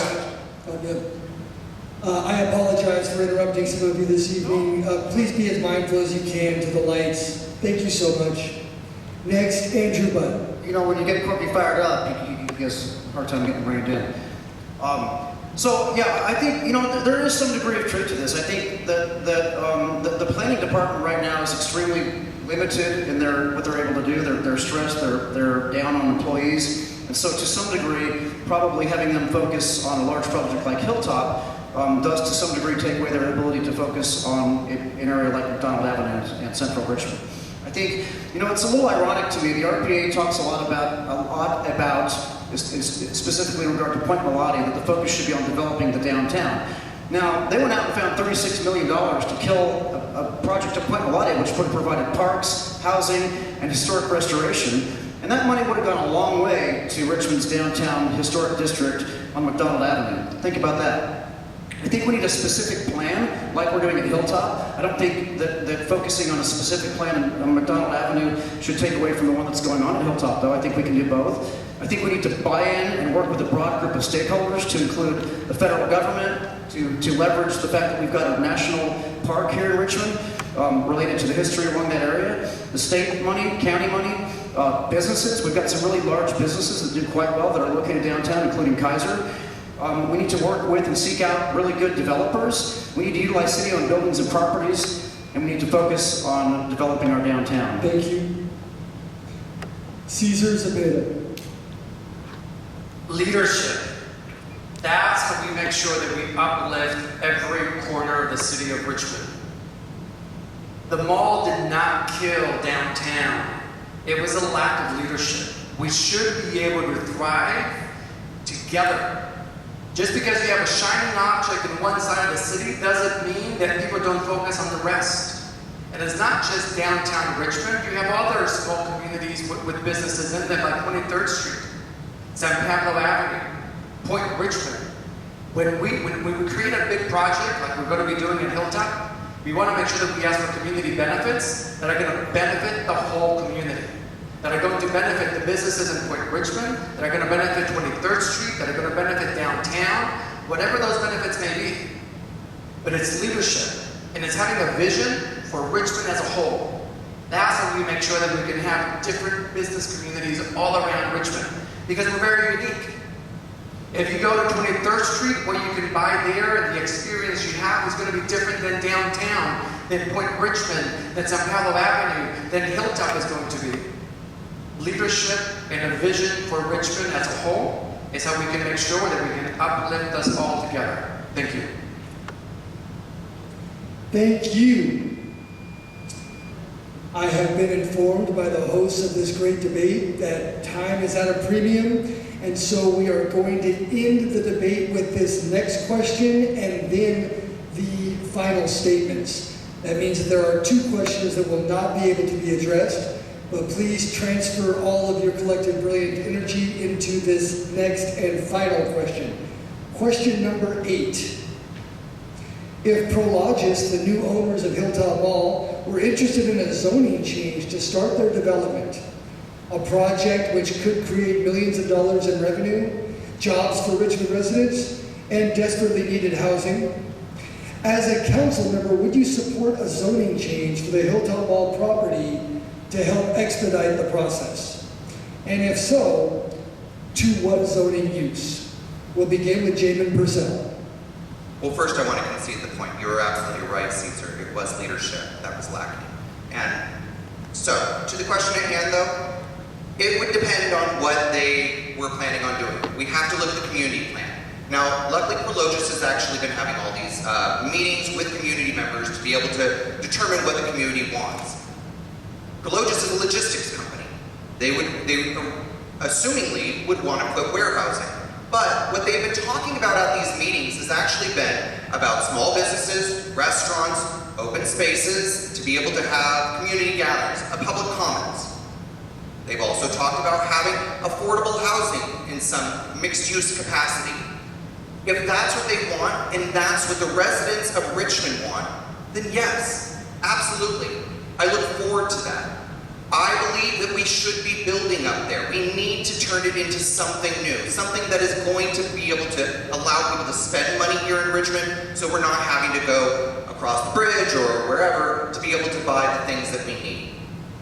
But we want to make sure it's going to be a place that is still going to be able to serve the community of Richmond.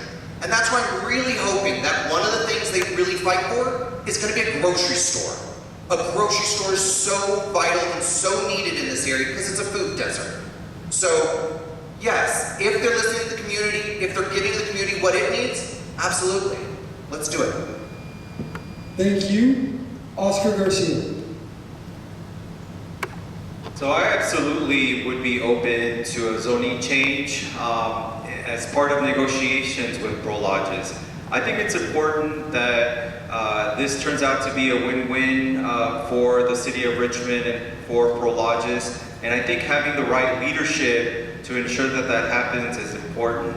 As part of my day job, I often negotiate significant projects, whether it's with public agencies or other companies, and I'm someone who is able to make these deals so that it benefits the everyday resident for Richmond.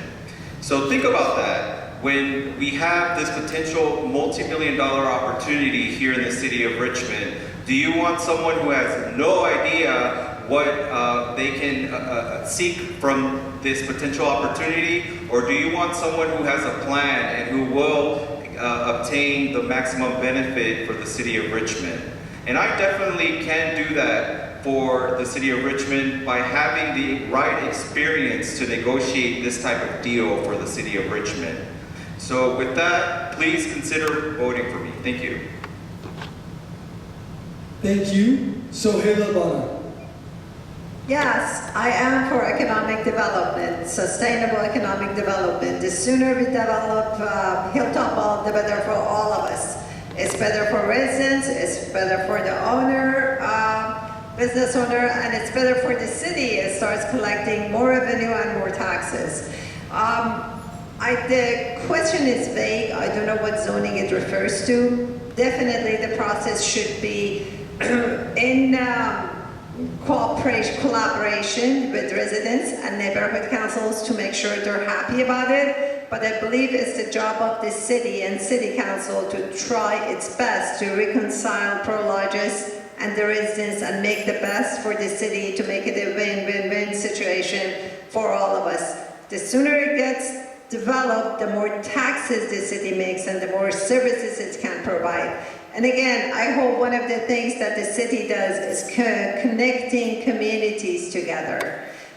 So we can spend more of our tax money over there, and it's not just connecting Hilltop Mall or location to this side of the freeway. It's just, it's a little irrelevant to this question, but along the line of development, that the I-80 has somehow redlined both sides of the community. We need to connect that too. And connecting Hilltop to this side, it's a very good opportunity to do that. Thank you. Andrew Butt. Thank you. So this happens to be something that I know quite a lot about, having, as I mentioned earlier, served 8 years on the Richmond Planning Commission and 4 years on the El Cerrito Planning Commission, and being an architect by trade, licensed for over 20 years. So we're headed towards a zoning change. It's the course of action that is ultimately going to conclude with the current planning effort that's going on. Typically, the way these things work, and I've been involved in a number of them, in El Cerrito with the San Pablo Avenue specific plan, in Richmond with the South Shoreline specific plan. Both of these were extensive planning exercises that, similar to the one going up at Hilltop, involved a number of the community members, elected officials, various stakeholders, developers, etc. So that's what's going on right now. Some of you may have already been privy to this process. There was a meeting the other day, and I think the effort of that is to really solicit the input of as many people as possible to come up with the best plan for the area. Now, ultimately, it's going to go to the Planning Commission. There will be a zoning change, or zoning amendment, and a general plan amendment. That's the way these things work.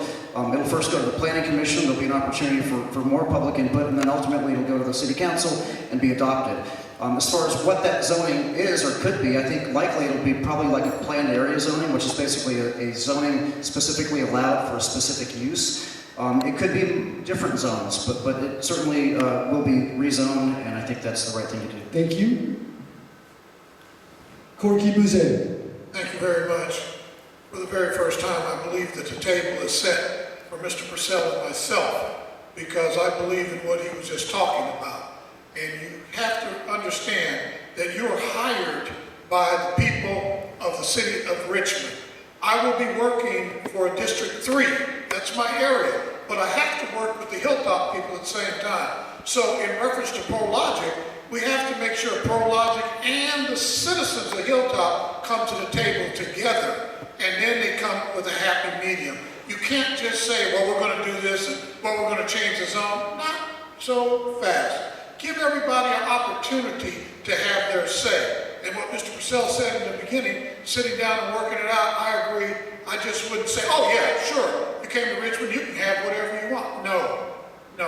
What you can have is an opportunity to sit at the table and listen to the people who have an interest and a stake in Hilltop. So when you leave here after you've made a lot of money, they're still here, at least they can benefit by it. Ask yourself, why do people go 200 yards across this freeway and shop you can't even get into it? It's because the people over here haven't had an opportunity to have their voice heard. So with that, I see the mic's done. I appreciate that, and I appreciate the people. of the city of Richmond. And once again, Hilltop, don't go for anything. Sit down, check it out. Prologix, we want you here, and we want you to make a lot of money. Thank you. Thank you, Doria Robinson. So I agree. I think that we need more business in Richmond. We need to develop something that really works for the Hilltop area. We need to build and create more revenue so that we can do all the things we want to do for our city and serve our city.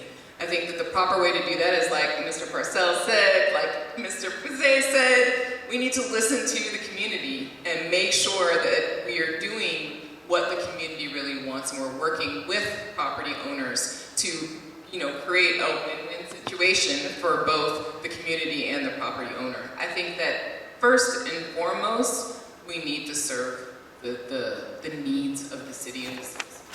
And so if, after we've gone through that process of collectively coming to an agreement on what it is that we need in that space, and everyone is on board, and at that point we need to change some zoning to make sure that the project that we collectively want to do can happen, then that's when we change the zoning, because that's good process. That's a good way to manage the city, right? Like Mr. Boozé said, you don't just, any person who comes in, buys some property, we change all of our rules and give them whatever they want. We need to actually have our own values and make sure we're adhering to it. That said, we also need to make sure that any new thing we bring in is not creating a worse situation for the people who live here. Thank you. Cesar Zepeda. Right, so don't be shocked, but I happen to agree with two people, or different people here on different sides of the spectrum. Some of them RPA, some of them not RPA. Oh, scary, where do I sit? I sit with the community. We start and we end with the community. What does the community want for the project up here? I have lived up here since I was a kid, and this mall has gone to 3 owners, and I am still here. You are still here. We might be here way after Prologis leaves. If they don't want to invest in our community, we will wait for the next owner. I want to be able to work with Prologis. I want them to stay here. They have a lot of money that they can invest in our community, but it's got to be the right project. Right now it is zoned as mixed use. Can we keep it that way? Should we change it up a little bit? They do logistics and warehousing. Maybe we allow a little bit for that, to have them stay here. What does the community want? The conversations start with the community, move forward with the community, and they end with the community. That's how we're going to be able to uplift everyone. And it's not just the community at Hilltop, but the community all over Richmond, because this is going to affect everyone all around Richmond. Thank you. Thank you all. That will conclude our question period. I want to thank all candidates for your preparedness and your energy in approaching all of these questions that were crafted for us by the good folks at the Fairmede Hilltop Neighborhood Council. With that, we will slide directly into closing statements. Each candidate will be provided 2 full minutes for a closing statement at this time. The order has been randomly generated by a computer.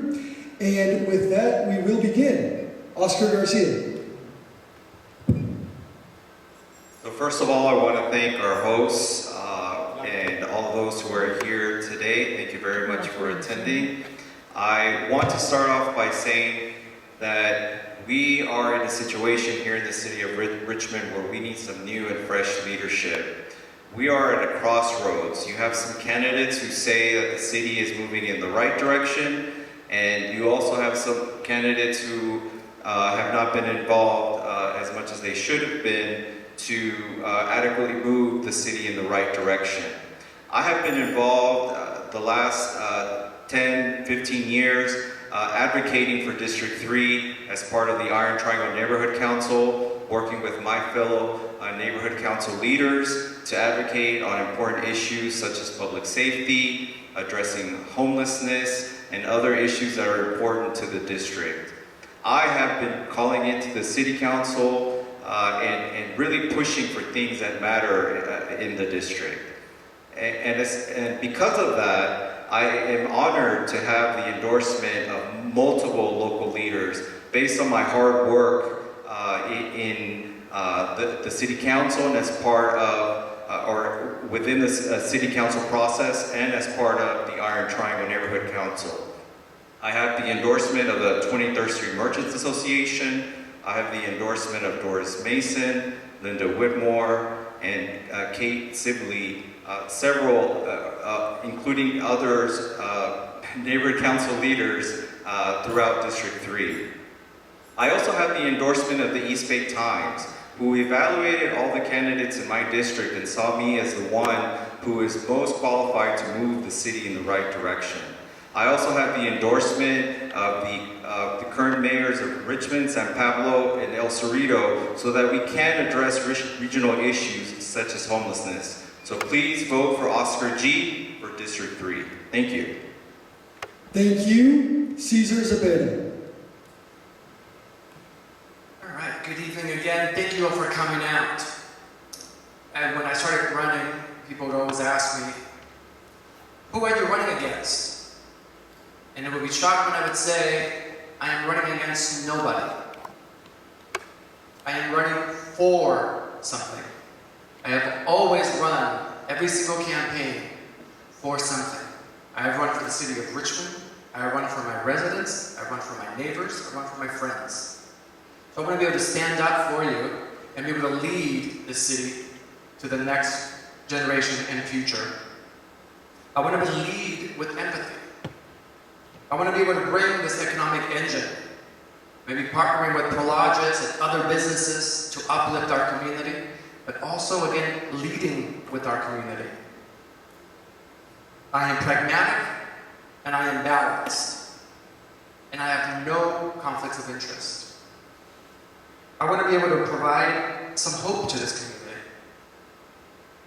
I was endorsed by the Democratic Party, by our state controller, Betty Yee, by our state treasurer, Fiona Ma, and one of our elected officials here, one of our former elected officials, Mr. Sandu, former council member of Richmond, by the Sierra Club, because I care for our environment, by the Trades Council, because I want to build housing and build property in the city of Richmond, by our police, because I care for public safety. By the East Bay Times. I've been endorsed by the East Bay Times every time I've run for city council. And I know our budget. I know our open liability. I know what we can do and what we should be doing to move forward. I'm also endorsed by the Parkchester Neighborhood Council leaders, the Shield Reeds Neighborhood Council leaders, mayors from different cities, Pinole, San Pablo, El Cerrito. Thank you. Hope to be able to earn your vote. Thank you. Andrew Budd. Thank you. So I also want to thank the host, our wonderful moderator, Robert Rogers, and all those of you who are participating tonight and watching either in the audience or from home. I am passionate about Richmond. Perhaps that comes across when you listen to me. I'm passionate about Richmond because I love Richmond. It's a place where I am deeply connected to. I grew up here. I'm a son of District 2. I went to public school here. I'm raising my own family. And I'm deeply involved. I'm deeply engaged. And I know that Richmond is a wonderful place that holds incredible opportunity. And I look forward to releasing that opportunity. I think looking around here and listening to everyone tonight, I think it becomes clear who is really experienced, who is going to bring their experience to the table, who is not attached to any specific group, and who is going to be the best for Richmond. I'm endorsed by several people who have deep roots in Richmond and who have done things for Richmond, proven, over many years. People like Mayor Rosemary Corbin, former Mayor Irma Anderson, Betty Reed Soskin, who just turned 101. Happy birthday, Betty. And former City Manager Bill Lindsay. So I think, when I look at how Richmond could succeed, I look at how it did succeed. And when Bill Lindsay was here and he hired Chief Chris Magnus, they showed how it could work. And so I don't think we have to reinvent the wheel. I think we know what works. We know that we need to hire more police officers, that we need good officers, that we need to treat them well, that we need to make Richmond a place that people feel safe in, that's clean, that looks good. I think we need to restore a sense of pride and purpose in this city. And I think I'm just the guy to do it. My years of experience have proven so. As I mentioned, I've been a planning commissioner for 8 years, so I've been doing the hard work. I've been a volunteer in my community. People in District 2 know me. They know I'm the guy to get it done, and I appreciate your vote. Thank you so much. Thank you. Soheila, Bana. I have lived here for 25 years. I have raised 2 children. This is home. This is my community. District 4 is my community. And I have worked hard to make it safer and better. I have advocated for clean air, better parks, bikeable streets, worked on community building, organized the community for the sake of improving our public safety. I have been hard at work for many years. It's not like I'm just starting now because I'm running for office. No, I have been here for many years and working hard for this community many years and have been their voice and their advocate. That is why I'm being endorsed by Contra Costa County District Attorney Diana Beckton, by our Mayor Tom Butt, by the labor unions, by our firefighters, by our police officers, and by East Bay Times, who does a grueling interview to make sure you know all the details about the city issues and you're knowledgeable about everything. So I'm honored to be supported by many of you as well. I'm asking for your vote, and I promise to be working just as hard for you, if not harder, when I'm at the City Council. Please check out my website, Soheila Bana 4, that's number 4, richmond.org, and feel free to reach out by cell phone anytime. I'm available and I will remain accessible when I'm at the City Council. Thank you very much. Thank you. Corky, Boozé. Thank you very much. And in these final statements, I want to just say to you that you don't have to worry about Corky Boozé. You know the name, you've seen the orange signs, and if you go on YouTube, you'll see when I was on the Richmond City Council. I have more experience than anybody sitting at this table. I've been your council person, I've been your vice mayor. I've traveled to China, I've traveled to Japan. I've come back to Richmond and put stuff together in Richmond. I am applying for a job today, ladies and gentlemen, and that job is for 4 years. And at the end of 4 years, if you don't think I've done my job, then you can fire me. But right now, everybody that's sitting here has never had the job before. I have.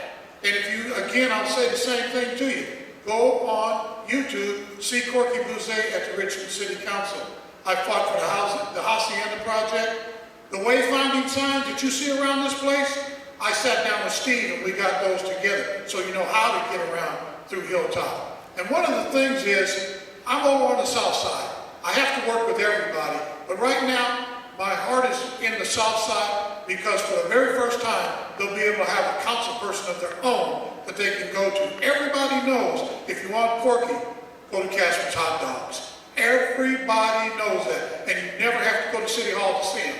I'm at your beck and call. So what you need to do is look and see who you want to hire for your job. We're all looking for CEO job, but if you as people of the city of Richmond hire Corky Boozé, you will get everything that you've been looking for, and I will be able to work with other people to get things done. I'm sorry you heard me talking about the RPA, but you know, sometimes you just can't take a horse to water, but you cannot make him drink.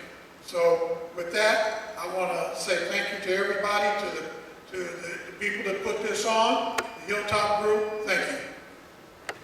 Thank you. Doria Robinson. So I want to start off by saying thank you to everyone for this opportunity to share ideas tonight. And then I want to say that I've spent the last 20 years actually creating the things that I've been talking about tonight. I've helped to develop the Unity Park and the Richmond Greenway, transforming that whole vacant space into a vibrant space where people walk their dogs, they go running, there's now a park there. I've helped to develop the North Richmond Farm that now serves 500 families food every week. I've created jobs. I employ 58 local residents. Most of them are young people from our community out of Richmond High and Kennedy High who are actually being trained to be professionals, to be the leaders that we need. Look at my record. I have 20 years of bringing millions of dollars into Richmond and creating opportunity. I'm not just talking about it, I've been doing it.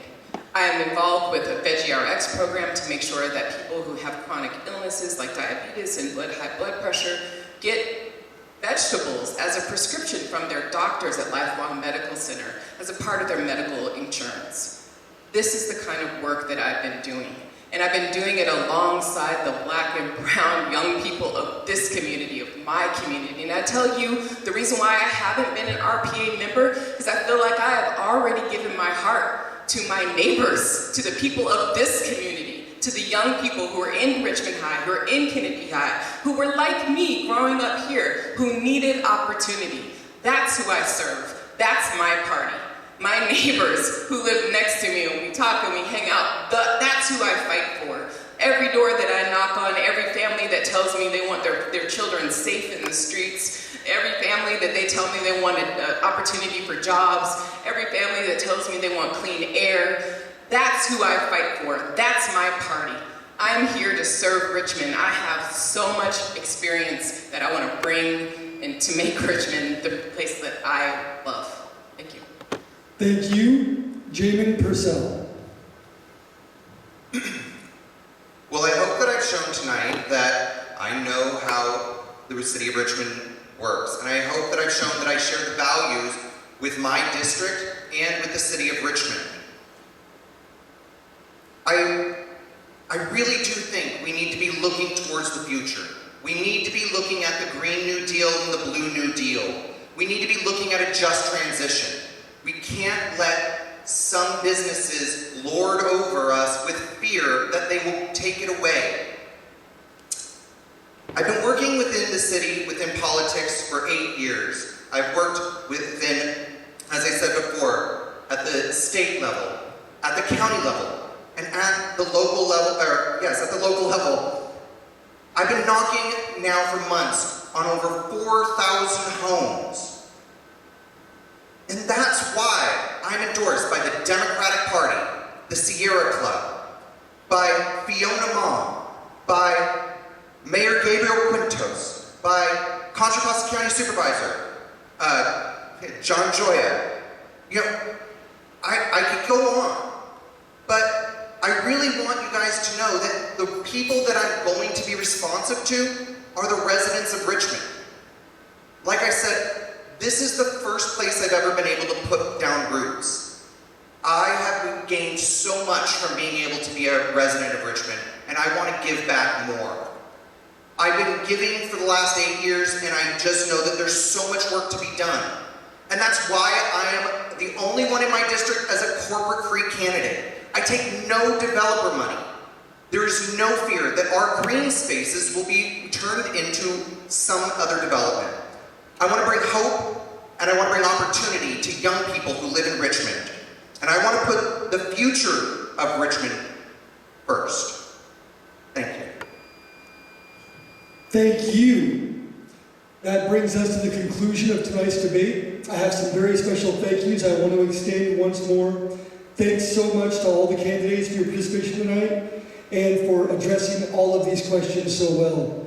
Thank you to Hilltop Community Church, this beautiful venue you've provided, as well as the equipment that allows us to broadcast to so many.